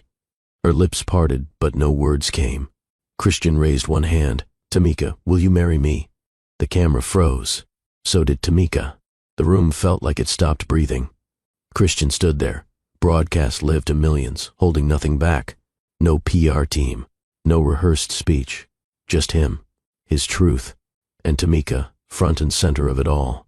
I know I disappeared when she needed me most, he said, his voice steady but laced with emotion. And I'm not asking for forgiveness because I deserve it. I'm asking because I love her, because that night changed me more than I've admitted. The crowd at the summit had fallen completely silent. Most CEOs talk about legacy in terms of assets and investments, he continued. But my legacy is that baby growing inside Tamika. My legacy is the way I treat her, protect her, respect her. Tamika's eyes watered, lips quivering. Keisha, still rooted beside her, clutched a pillow to her chest like a life preserver. Christian leaned forward into the microphone. I walked away from love once. I blamed the world. I blamed my past. But when I saw Tamika again and realized she was pregnant with our child, I knew I'd never walk away again. A few gasps echoed through the summit audience. Some investors were frozen, confused. Others smiled. A few clapped. Christian reached into his pocket and pulled out a velvet box. I was going to do this privately, he said. But she deserves more than secrets and private apologies. Tamika Brooks, if you're watching, will you marry me? He opened the box. Inside was a simple, elegant ring. No exaggerated flash, just beauty and sincerity. A reporter shouted, "Is she even here?" Christian smiled. She's watching. I know she is. Back in the apartment, Tamika couldn't move. Her heart thudded in her chest, louder than the TV. The baby kicked. A strong, sharp nudge. She gasped and held her stomach. He's so serious, Keisha whispered. Girl, he meant every word. Christian's voice returned. I'll wait for your answer. Take your time. But I needed you, and the world, to hear this first. Then he stepped back. No dramatic music, no fade out, just raw honesty. And the room erupted with chatter and camera flashes. The broadcast ended. The screen cut back to stunned anchors trying to gather their words. Tamika sat in silence, heart thundering. The ring still burned into her mind. Christian had given her everything she once asked for, truth, clarity, and public acknowledgement. But the question remained, was it too late? The proposal wasn't just a headline, it became the headline. By nightfall, every major outlet had run clips of Christian Miller's confession and proposal. It didn't matter that it came during a tech leadership summit. The billionaire CEO publicly asking a woman to marry him while acknowledging her pregnancy had taken over everything from news stations to gossip blogs. Social media was on fire, but Tamika wasn't watching any of that now. She sat in her bedroom, staring at the ring box that had appeared outside her door just 30 minutes after the live broadcast. No note, no knock, just the ring and the echo of his words still fresh on her screen. Keisha barged into the room holding her phone like it was made of gold. Girl, look at this comment section. Even white folks are crying. One lady said, I ain't never met that black queen, but if she don't say yes, I'm protesting love. Tamika didn't even smile. Keisha plopped onto the bed. He told the whole world. Called you by name, said the baby's his. What more do you need? Tamika rubbed her belly, letting her fingers settle over the exact spot the baby had kicked during his speech. I'm scared, she said softly. Keisha's grin faded. Of what? That he'll leave again. Keisha's voice dropped. He won't. Not after that. I gave everything to Jamal, and I buried him. Christian came out of nowhere, and now he's this big dramatic declaration. It's beautiful, but it's fast. Keisha nodded. You're not wrong for feeling cautious, but you're also not wrong if you feel pulled. You felt it at the airport. You felt it in that hotel room. You felt it when he showed up again. Girl, your body already knows. Tamika swallowed hard. She wasn't just deciding about a man. She was deciding who would help raise her child, who would sit beside her at every parent-teacher meeting, who would hold her when grief tried to return, who would love her, not as the woman she used to be, but as the woman she was now. Her phone buzzed again, this time a message. Christian, no pressure, but I'll be at Bryant Park tomorrow at noon. Alone, ring in pocket. Heart on sleeve. Tamika let the phone fall into her lap. The ball was in her court. Tamika didn't move for a long time. The screen had gone black. The room was quiet. Even Keisha, who always had something to say, sat in silence beside her. Tamika's hand stayed pressed against her stomach, her chest rising and falling in slow, controlled breaths. She felt everything at once: warmth, fear, pressure, joy, doubt. This man had gone on national television and laid his heart bare for the entire world to judge. He hadn't just claimed her, he honored her. He spoke her name like it mattered, like she mattered. He spoke of the child growing inside her like she was royalty, like their baby was already loved, already wanted. Tears slipped from the corners of her eyes, but her mouth didn't move. She didn't smile, didn't cry out, didn't scream or clap her hands like in the movies. Instead, Tamika just sat there, blinking at the empty screen, struggling to catch up with what had happened. Her mind ran backward. Gate 27. That quiet conversation about grief. The hotel. His voice reading baby books to her belly. The floor where he slept, without protest. The way he said, "I didn't think I deserved you." She remembered the absence that followed. The morning he disappeared. The ache she'd tucked into her ribcage and carried like a second heartbeat. And now, this gesture that wasn't subtle or smooth or perfect. It was raw. It was loud. It was public. And it scared her. Keisha finally spoke, her voice softer now. "I know you feel like the world just turned upside down. But babe, you've already survived worse. You've walked through fire. This is a man standing in front of you, unarmed, asking to stay." Tamika nodded, slowly. She wanted to speak, but the words refused to come. She was still stunned, not because a billionaire had proposed on national TV, but because he'd done it while calling her his home. For the first time since Jamal's funeral, Tamika felt something shake loose inside her. Not a tear, not pain. Hope, the kind of hope that doesn't ask for permission, the kind that creeps in without knocking and makes itself comfortable. She glanced at the ring box again. Her eyes were still wide, her face unreadable, but her soul wasn't still anymore. It was stirring. Keisha didn't stay quiet for long. The moment the TV cut to a commercial and Tamika still hadn't moved, she turned fully toward her, hands flying. "Girl, girl," Keisha shouted, shaking Tamika's shoulder. "Do you understand what just happened? Do you even know what you just did to that man?" Tamika blinked. "He went on live TV," Keisha continued, pacing like a coach mid-game. "He said your full government name, told the world you're carrying his baby, and then proposed to you like he was reading vows straight out of heaven. And what did you do?" She pointed a sharp nail toward the blank screen. "You sat there, looking like your soul left the building." Tamika finally cracked a smile, small and tired. "I wasn't expecting it," she said softly. Keisha squatted in front of her, locking eyes. No woman expects a man to go full Nicholas Sparks on CNN. But this ain't a Hallmark script. That man's not acting. He's out here begging the world to see the queen he sees. Tamika looked away, heart thudding again. "I'm scared, Kay. I know. I've loved before. I've lost before. I barely survived it." Keisha nodded, her expression softening. "But you're not the same girl you were back then. You carried pain, yes, but you also carried life. That baby you're holding, that man you pushed away, the strength you've shown day after day. Girl, you didn't break. You rebuilt." Tamika leaned back on the couch, resting a hand on her belly. "Do you think he meant it?" Keisha's voice dropped to a whisper. "Girl, you broke the man." Tamika looked up. Keisha grinned wide. "Look at him, Mr. Tall, rich and powerful, on national television acting like a man who did give it all up just to sit on a porch with you and rub cocoa butter on your feet." Tamika burst into laughter, wiping her cheeks. "Now that's a visual." "Darn right." Keisha nodded. "So what you gonna do?" Tamika didn't answer right away, but the way her chest rose with clarity and her eyes lifted with purpose said enough. She wasn't afraid anymore. Maybe love didn't have to look like it used to. Maybe it could be loud. Maybe it could be flawed. Maybe it could be earned. And maybe, just maybe, it was already hers. Tamika had spent the whole day cleaning, not because the place was dirty, but because nerves made her restless. She lit a cinnamon candle, checked her soft curls in the hallway mirror, then walked to the kitchen to recheck the lemon cake cooling on the counter. It wasn't much, just a little celebration. Her second trimester had started. She felt stronger, more hopeful. Christian was coming over, and she finally believed he meant to stay. The knock on the door came exactly at 6 p.m. When she opened it, Christian stood there, holding 2 containers of Chinese food and a bouquet of purple lilies, her favorite. He leaned in to kiss her cheek, and for once, she didn't flinch.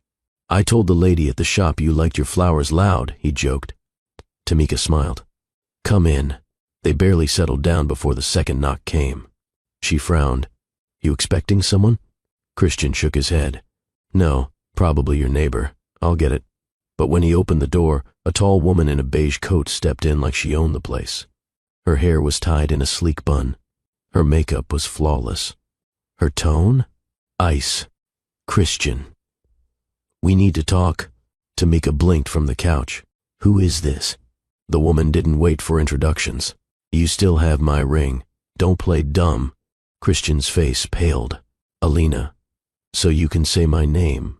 Tamika stood slowly, her arms instinctively wrapping around her belly. "Is someone going to explain what's happening?" Alina turned to her with a tight-lipped smile. "I'm the woman he was engaged to, the one he never officially broke up with." The air collapsed from the room. Tamika stared at Christian. "Tell me she's lying." He looked like he wanted to melt into the floor. "It's not what you think. You were engaged?" "I was. Past tense. I should have told you, but—" Alina cut in. "But you didn't. Like you didn't return my calls. Or my diamond." Christian raised his hand. "That's enough." But Tamika didn't need more. She turned toward the table, blew out the candle, and walked into the bedroom without a word. She shut the door softly, but it felt louder than a scream. Behind it, she leaned against the wall, eyes closed, fists clenched. He lied, not with his words, but with what he chose to keep silent. Alina didn't sit. She stood in the middle of Tamika's living room, her arms folded, eyes scanning. The space like she was inspecting a hotel suite that didn't meet her standards. Christian had followed her outside after Tamika shut the door, but Alina refused to leave. "You think I came here for drama? I came for closure," she said, setting her oversized purse on the armrest. Christian's voice was low. "You could have called me. Oh, now you care about return calls?" She let out a laugh that held no warmth. "I gave you 2 years of my life. You gave me silence and a missing engagement ring." Christian sighed. "We were done long before I met Tamika. You might have moved on, but you didn't say it clearly. You didn't give me the ring back. You didn't give me the decency of final words. Instead, I had to find out through social media that you're playing house with someone else." Christian's jaw tightened. "I'm not playing anything. I met someone who made me feel again, someone real, someone who didn't care about headlines or boardrooms or stock options." Alina's eyes narrowed. "So what was I, a brand extension? You were a part of a life that wasn't me anymore. And I didn't owe you a ring when what we had ended on silence." She stepped closer. "You never said the words." "Fine," he said calmly. "We're done. We've been done. And you're not going to ruin what I'm building now." Alina scoffed. "You think you're building something here? With a woman who slammed her bedroom door on you?" Christian's face didn't flinch. "Yeah. Because even in silence, she has more honesty than we ever had." Alina picked up her purse. "You still have until Friday. Return the ring or I'll file." "Do what you have to," he said, opening the door for her. She walked out slowly, heels clacking against the wooden floor. At the doorway, she paused. For what it's worth, she deserves to know the kind of man she's letting into her life. Christian shut the door before she could say another word. He leaned against it, exhaling hard. Through the wall, he could hear Tamika's footsteps pacing. He didn't knock. He didn't speak. But his heart thudded like a man who knew he just stepped on something fragile and maybe broke it. Tamika stood in her kitchen, both hands gripping the countertop. Her eyes were locked on the front door. Christian didn't knock again. He didn't even try. Good. She didn't need another apology laced with excuses. She didn't need explanations wrapped in late honesty. She needed to feel what she was feeling, and right now, that was betrayal. She walked back into the living room, every step fueled by anger she hadn't let herself express in years. He lied, not with words, but with silence. That ring, that woman, that history. She wasn't naive. She knew Christian had a past, but he never told her he'd left loose ends like Alina hanging by a string. one she got yanked by right at her doorstep. She yanked open the curtains and saw him still standing by his car, staring up at her apartment. Tamika didn't flinch. She grabbed the curtain and yanked it closed. The knock didn't come. Her phone buzzed. "Christian, I didn't lie. I just didn't know how to tell you." She stared at the screen. Her thumb hovered over the reply. She locked the phone instead. The room felt smaller now. Her breathing louder. Why did this sting worse than the night he disappeared after their first time? Why did this feel like confirmation that she was just a temporary woman for him, not someone he would proudly claim? And yet, she remembered how he held her stomach just days ago, how he whispered to their child, how he slept on the cold floor beside her like he was repenting. But this wasn't love. This was negligence. The baby kicked. Hard. She looked down, instinctively placing a hand on her belly. "No," she said aloud, shaking her head. "You don't get to come into our lives half-truthful. You don't get to be the father without being the man." She walked to the bedroom, pulled out the drawer where she kept all things that mattered, old photos of Jamal, her journal, sonograms. She placed her phone inside it and shut the drawer. Christian could keep his apologies. She was tired of men who said they loved her but left gaps wide enough for pain to walk in. She sat on the bed, stomach tight with tension, and whispered to herself, "Don't cry. Not this time." The next morning, Christian sat in his car outside Tamika's apartment building. Again. This time, he didn't bring flowers or food or that soft, gentle smile she used to lean into. He brought nothing. Because that was how she made him feel last night, like nothing. He'd never seen her slam a door before. Not at him, not with that fire in her eyes. And he didn't blame her. He just didn't know how to fix it, but he had to try.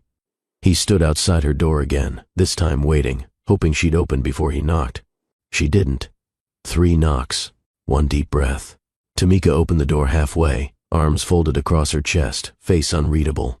"You said you ended it," she said, voice calm but flat. "But you never mentioned a ring, or that she still thought she had a place." "I ended it," Christian said. "I swear, months ago." "Then why was she here?" "Because I never gave her closure." Tamika raised an eyebrow. "So that's my job now? Helping you close old chapters?" "No," he replied quickly. "But I should have closed them before opening a new one with you. That's on me." She didn't answer. Her silence was worse than yelling. It made him panic. "I didn't love her," he said, softer now. "We were engaged years ago. But we lost each other long before I met you." She held on. "I didn't know how to be cruel enough to end it right." Tamika's eyes narrowed. "Cruel? I mean, clear, honest, final." She stepped back slightly, but didn't invite him in. "You don't get to be halfway with me, not when I'm carrying your child." He looked down, shame rising up his throat. "I know. And I'm sorry. I messed that up." She leaned against the doorframe, exhaling. "You didn't just forget to mention her. You forgot how that would feel to someone who already questions whether she's enough." Christian's head snapped up. "You are enough. More than enough." She shook her head. "You don't get to decide that anymore. Not until your actions start matching your words." He nodded. "Then let me prove it. Even if it takes months." She didn't respond. He turned to leave, pausing at the steps. "I didn't explain because I didn't think you'd believe someone like me would fall this hard, this fast. But I did. I still do." The door didn't close, but it didn't open wider either. She just stood there, arms folded, watching. And that was all he needed, for now. The moment Christian's footsteps faded down the stairs, Tamika slowly closed the door. This time, there was no slam, no heat, just weight. A heavy, pressing weight in her chest. She rested her forehead against the wood and whispered, "You don't get to keep breaking me." For the next few hours she cleaned, not because her place needed it, but because her mind did. She wiped down countertops that were already spotless.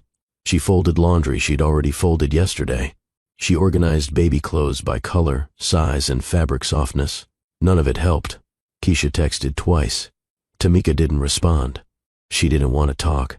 Not now. Not while her emotions were a mix of fury, betrayal, and something worse, longing. She hadn't been mad because another woman showed up. She'd been mad because, deep down, she cared enough for it to hurt. A knock sounded. Her whole body tensed. Another knock. She opened the door slowly, expecting Christian again. But it was the building manager, reminding her about the smoke detector inspection next week. After she shut the door again, Tamika sat on the couch, rubbed her belly, and whispered, "I don't know what I'm doing." The baby kicked in response. She laughed once. Dry. Hollow. She reached for the side table drawer, pulled out the ultrasound photo from last month. She hadn't shown it to anyone, not even Keisha. There he was, a tiny version of the man who now stood on the edge of her life, waiting to be let in or shut out. Christian had a choice, and he fumbled it.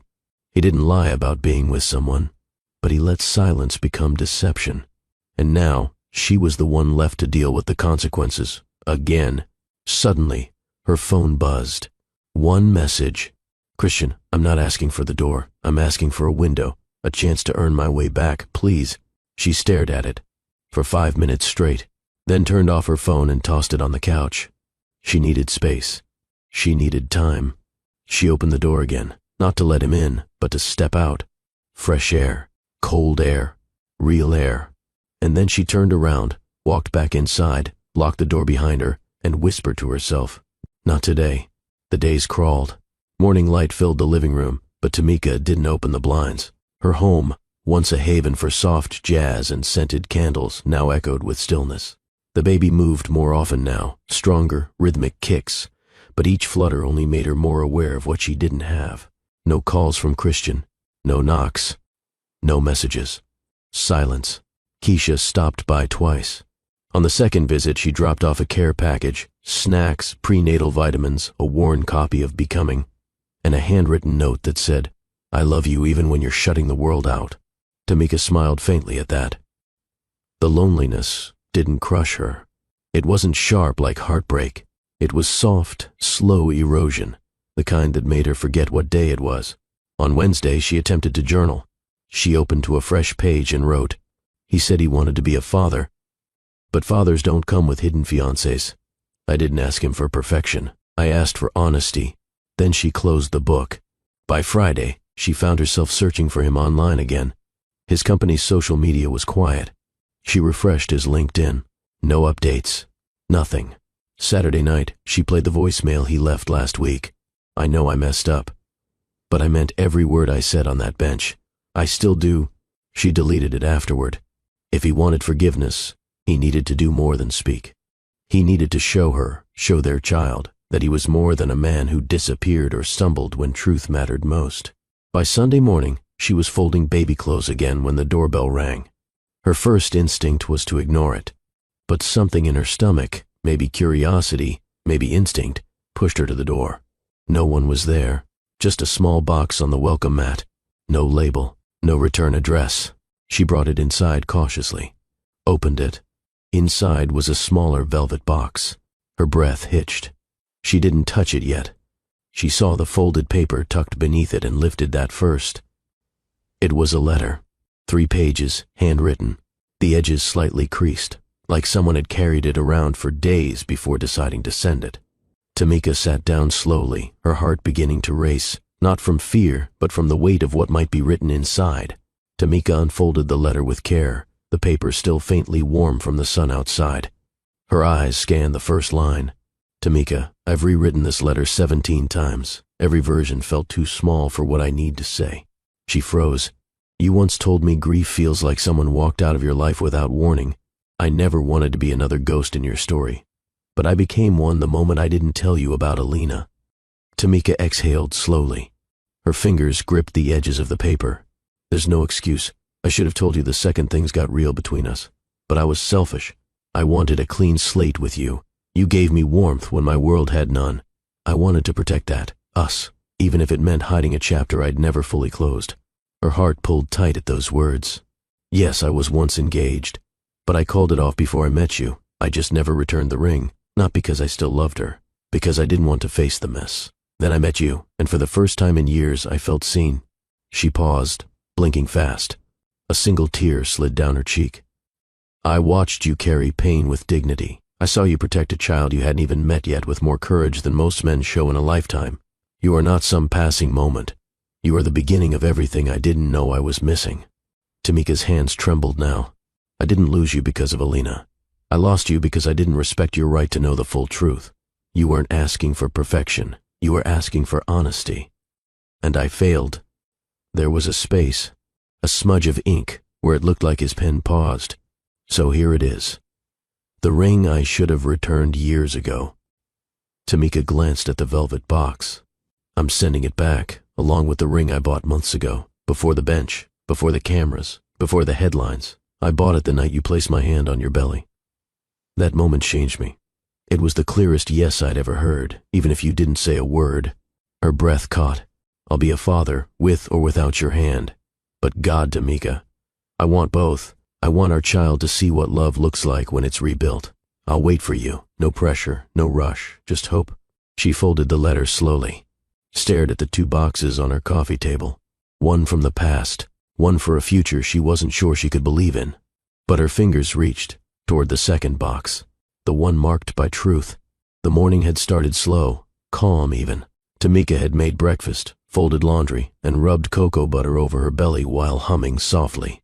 But at 11:42 a.m., her body betrayed the illusion. A jolt of pain gripped her lower abdomen, sharper than Braxton Hicks, deeper than any she'd felt before. She braced herself on the edge of the sink, breath stolen.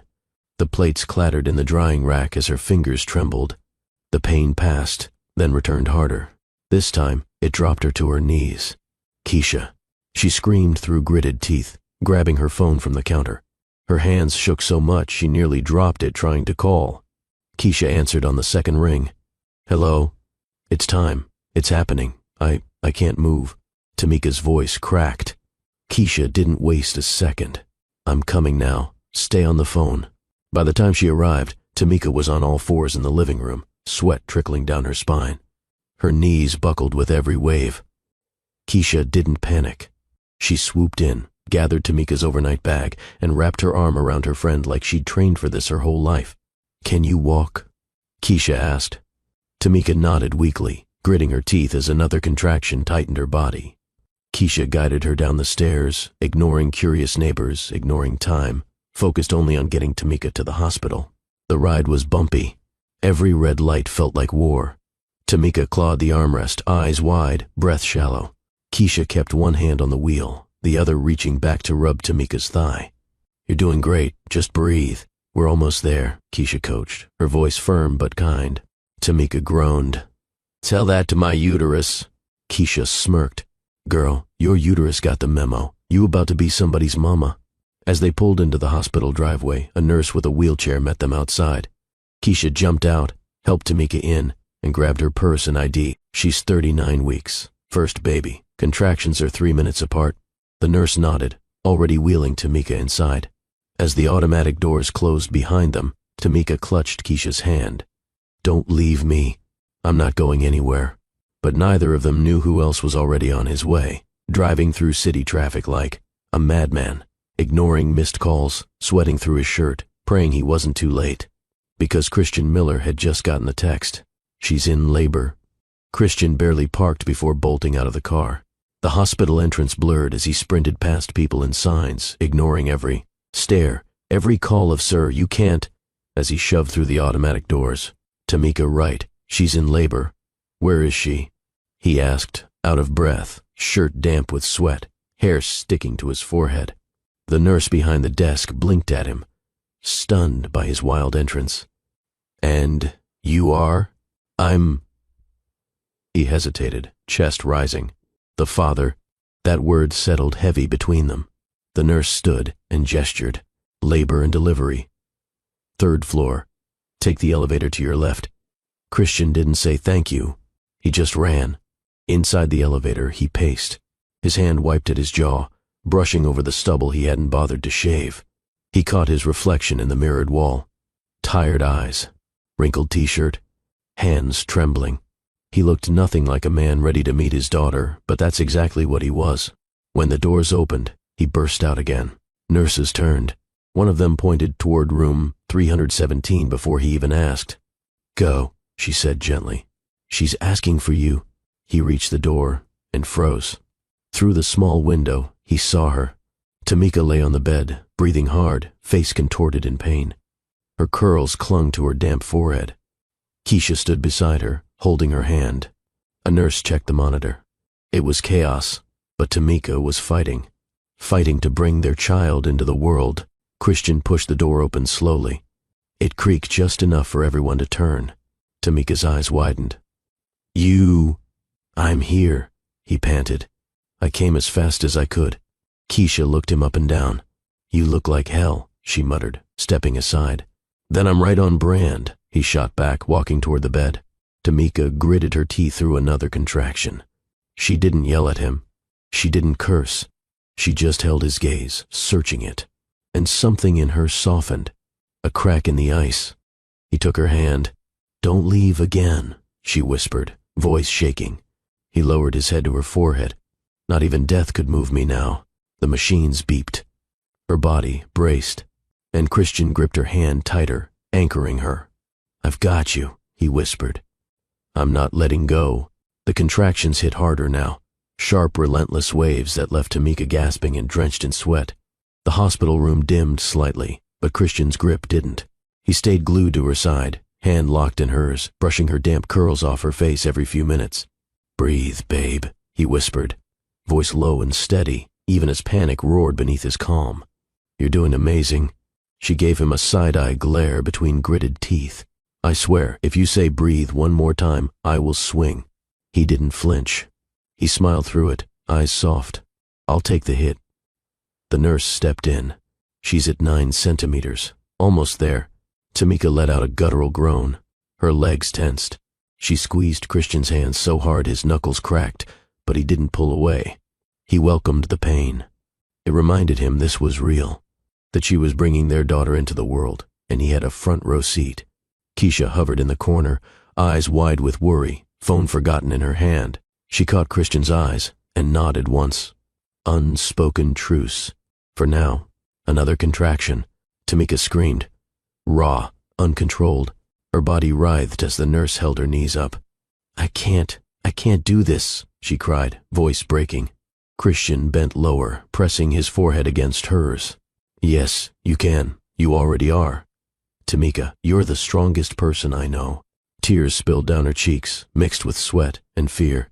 It hurts, she whimpered. I know. His voice cracked for the first time. But you're not alone. I'm right here. The doctor entered, gowned and gloved. Let's bring this baby out. Tamika barely heard him. Her mind was locked on pain, on survival. But then Christian squeezed her hand again and whispered, She's coming, baby. Our little girl. We get to meet her. Tamika blinked. Focused, nodded through the haze. Push. The doctor called. She bore down, screaming again. Christian counted for her, voice shaking but determined. One more. Another push. Almost there. Tamika yelled, fierce, primal, and just as her body buckled in exhaustion, the room shifted. A cry. Shrill. Piercing. Beautiful. Christian's eyes widened, flooded. That's her, he choked out. Tamira. The nurse handed the newborn to Tamika for a second before whisking her away for checks. Christian looked down at Tamika, pale, drenched, exhausted, but glowing. You didn't just survive, he whispered. You delivered life. She closed her eyes and leaned into his palm. He was still here, and he never left. Christian stood over the bassinet, eyes locked on the tiny bundle wrapped in soft pink.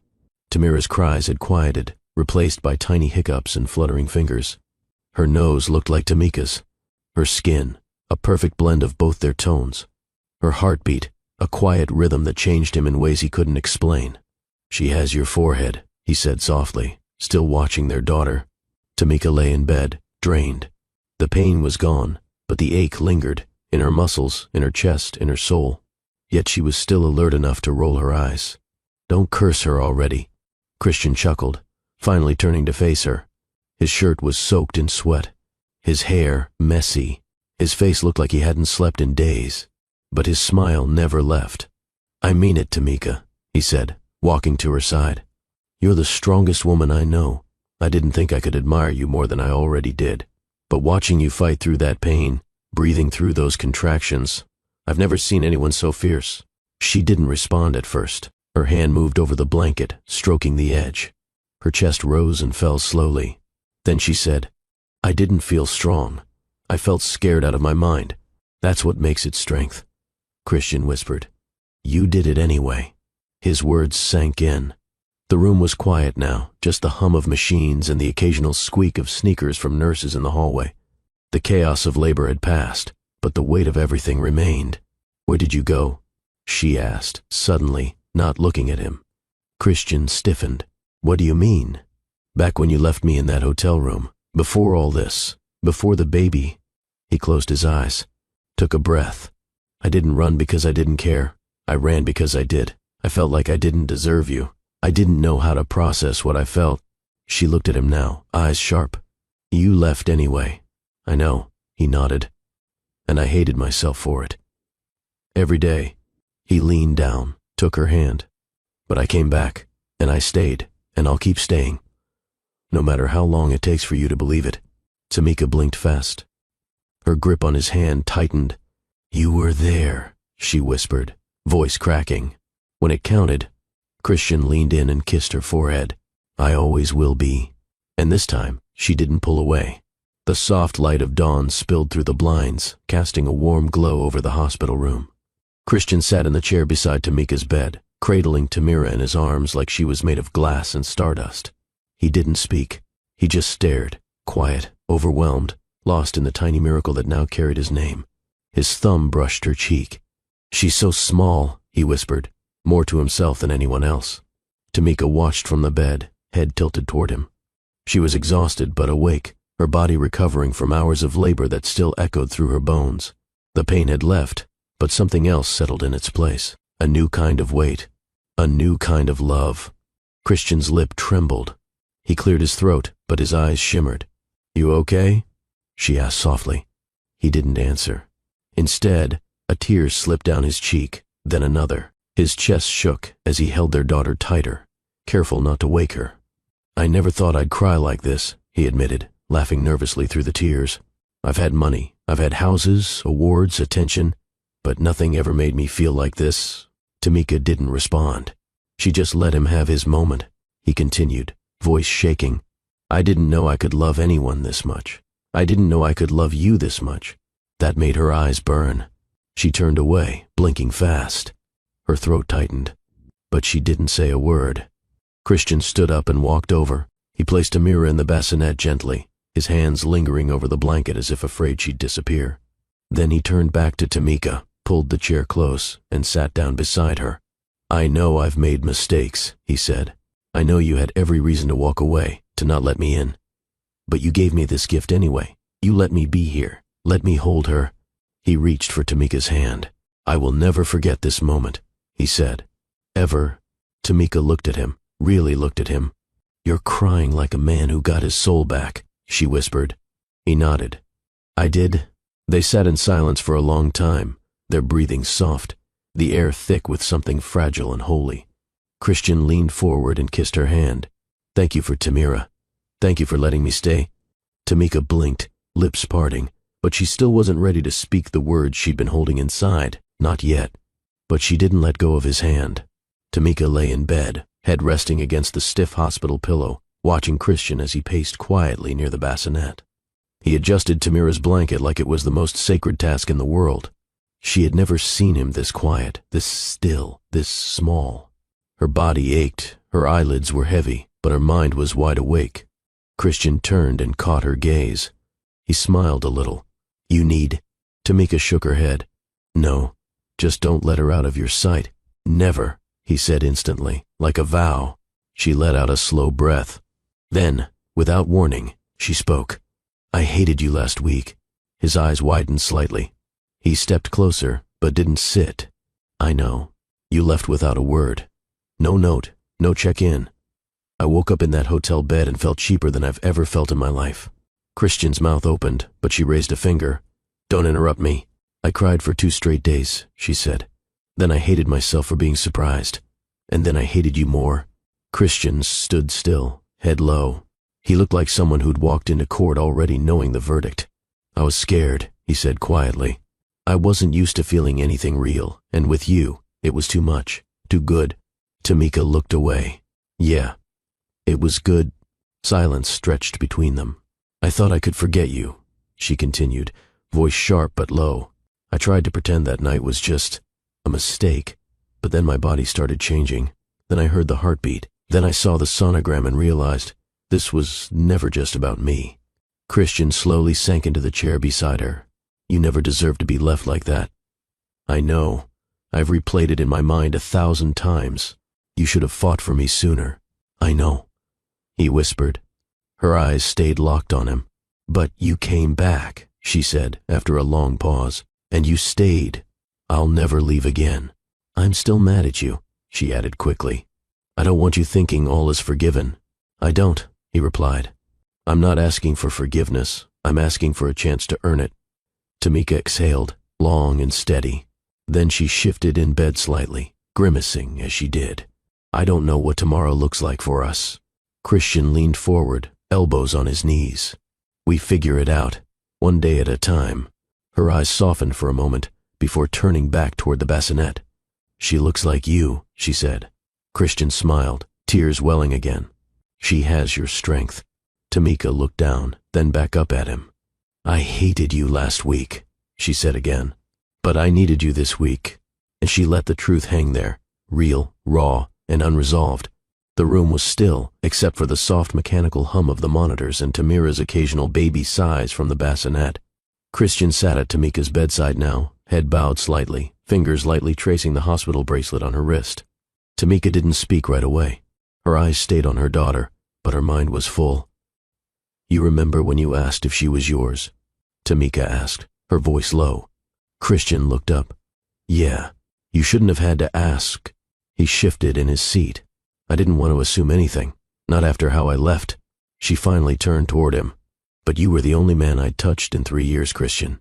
You were the first, and the only since Jamal. His lips parted, but she continued before he could speak.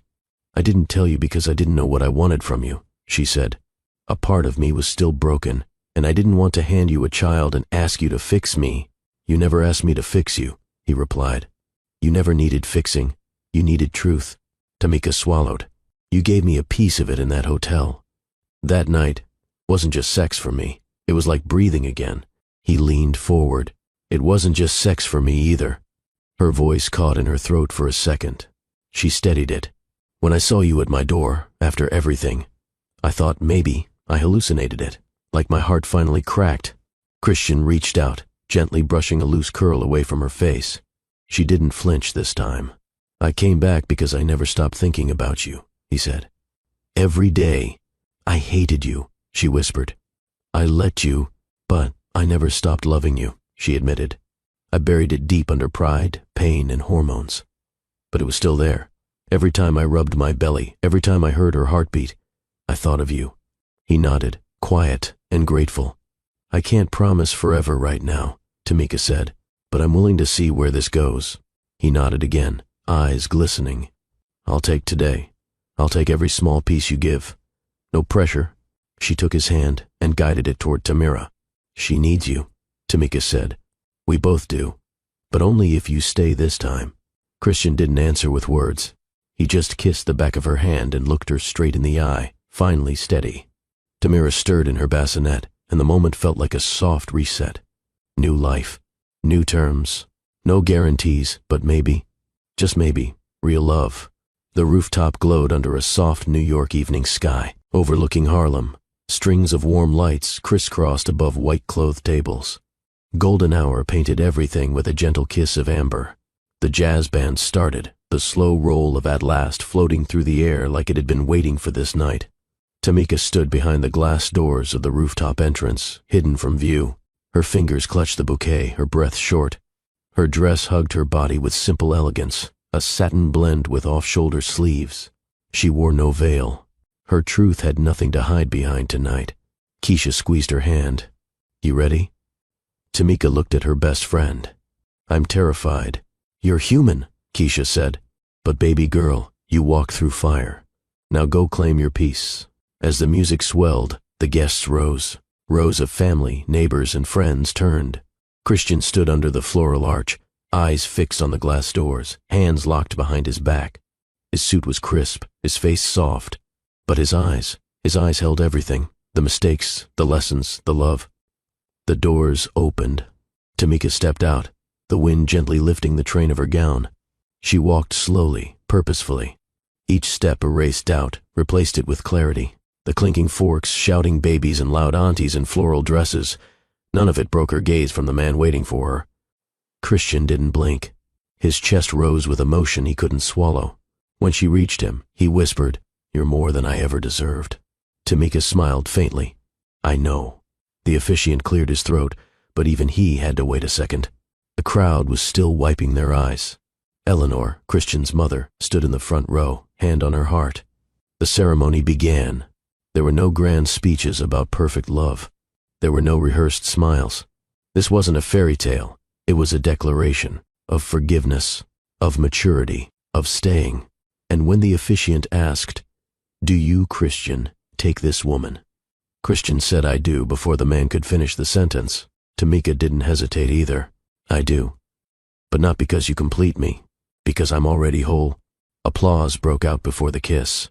But when the kiss came, it was slow, careful, a full circle moment. The kind you didn't just witness, you felt it sink deep in your chest. Somewhere between the claps and cheers, the jazz kept playing.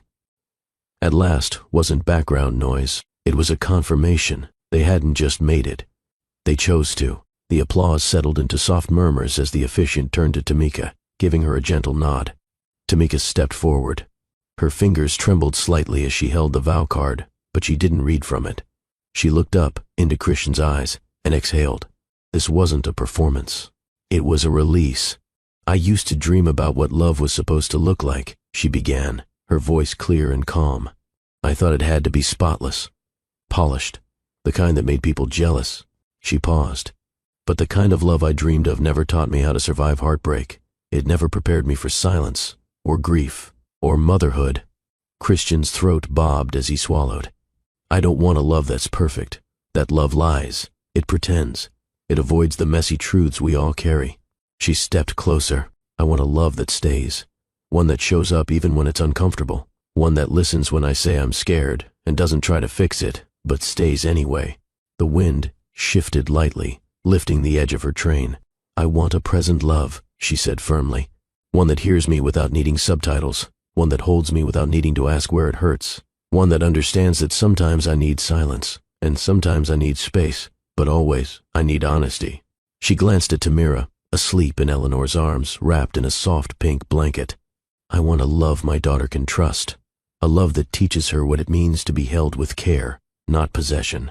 Her voice thickened. "You left me once, Christian, and I wanted to hate you for it. But even then, you haunted the corners of my heart, because deep down, I knew you weren't running from me. You were running from the pain of not feeling good enough." She took a breath. "But here's what I know now. You came back, and you stayed, through the discomfort, through the doubt, through me pushing you away." She reached out, touching his hand. "So no, I don't want a perfect love. I want this one, with all its cracks and healing, with all its learning curves, with all its mornings where we may not even like each other, but we'll choose each other anyway." A tear slid down Christian's cheek. Tamika ended with a steady voice. "I'm not promising to never get mad or scared, but I promise to stay, and to never make you guess where my heart lives." The crowd didn't make a sound, because some vows don't need a reaction. They need to be remembered. Christian took a shaky breath. He held the vow card Tamika had placed in his suit pocket earlier that morning, but like her, he didn't look at it. He didn't need to. His eyes met hers. "I spent most of my life thinking love was a prize, something you had to earn, something you had to work yourself into becoming worthy of." He paused, pressing his lips together before continuing. "When I met you, Tamika, I didn't know I was meeting the truth I'd been avoiding. You didn't chase perfection. You didn't pretend. You were honest, even when it cost you comfort." He stepped closer. His voice dropped lower, but steadier. "I fell for your silence before I ever heard your laugh. I saw the way you carried your grief like armor, not shame. And still, somehow, you made room for someone like me." The audience hung on every word. "When I left that hotel room," he said, swallowing hard, "it wasn't because I didn't care. It was because I did. Too much. I thought I was poison to your peace. I thought disappearing would protect you." Tamika blinked slowly, her face unreadable. "But I was wrong. Running didn't protect you. It wounded you." He looked over at Tamira again, now cradled in Keisha's arms, fidgeting in her sleep. "So I came back. Not with flowers, not with promises I wasn't sure I could keep, but with 2 hands, and one truth: I didn't want to live in a world where I wasn't near you. He took Tamika's hands in his. You are not my rescue, you are not my reward, you are my equal, my partner, my reminder that broken people still deserve love. His voice cracked. And if Tamira ever grows up wondering what love looks like. He nodded slightly. I'll point to you, every time. Tamika's breath hitched. I'll point to the woman who stood in her truth, who carried pain without bitterness, who trusted again, even when she had every right not to. He stepped even closer. I vow to protect your peace, even when I don't understand it. I vow to stay curious about your heart, even when we've been married for years. And I vow to love you the way you need, not just the way I know. He took a final breath. So if Tamira asks who taught me how to love, I'll say, your mother did. Silence. And then applause rippled through the rooftop, not because of performance, but because of courage. The soft clinking of forks against champagne glasses brought quiet over the rooftop. Christian's mother, Eleanor, rose slowly from her chair. She wasn't one for grand gestures, but her posture was proud, and her smile was different tonight, gentler. She held her glass in one hand, the other resting softly on the edge of the table as she looked at the newlyweds. I asked to speak first, she began, because I know what it's like to be wrong about someone. Tamika straightened slightly, unsure where the toast was going. When Christian first told me about you, Tamika, I was quiet on the phone. He thought I was distracted. I wasn't. I was scared. Not because of you, but because of the way he spoke about you. Like someone who finally felt seen. She paused. I've watched my son build empires, pitch to boardrooms, close deals, and stand alone in a crowd full of people. But I never saw him. Soft. Laughter stirred gently from the guests. But then he brought you to the house one afternoon. You didn't try to impress. You didn't talk too much. You just looked me in the eye like someone who had been through something real and still had dignity left. Tamika lowered her eyes, humbled. Eleanor took a breath and walked slowly toward the couple. Christian, you have a good heart. But you used to treat that heart like a curse, like love made you weak. Tamika didn't fix that. She turned to face the guests, lifting her glass higher. She reminded him he wasn't broken. A murmur of quiet agreement rippled through the rooftop.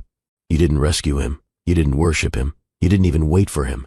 You held your own, and because of that he rose, not to please you, but to meet you where you stood. She looked at her son now, her voice thick. And I've never seen you stand taller.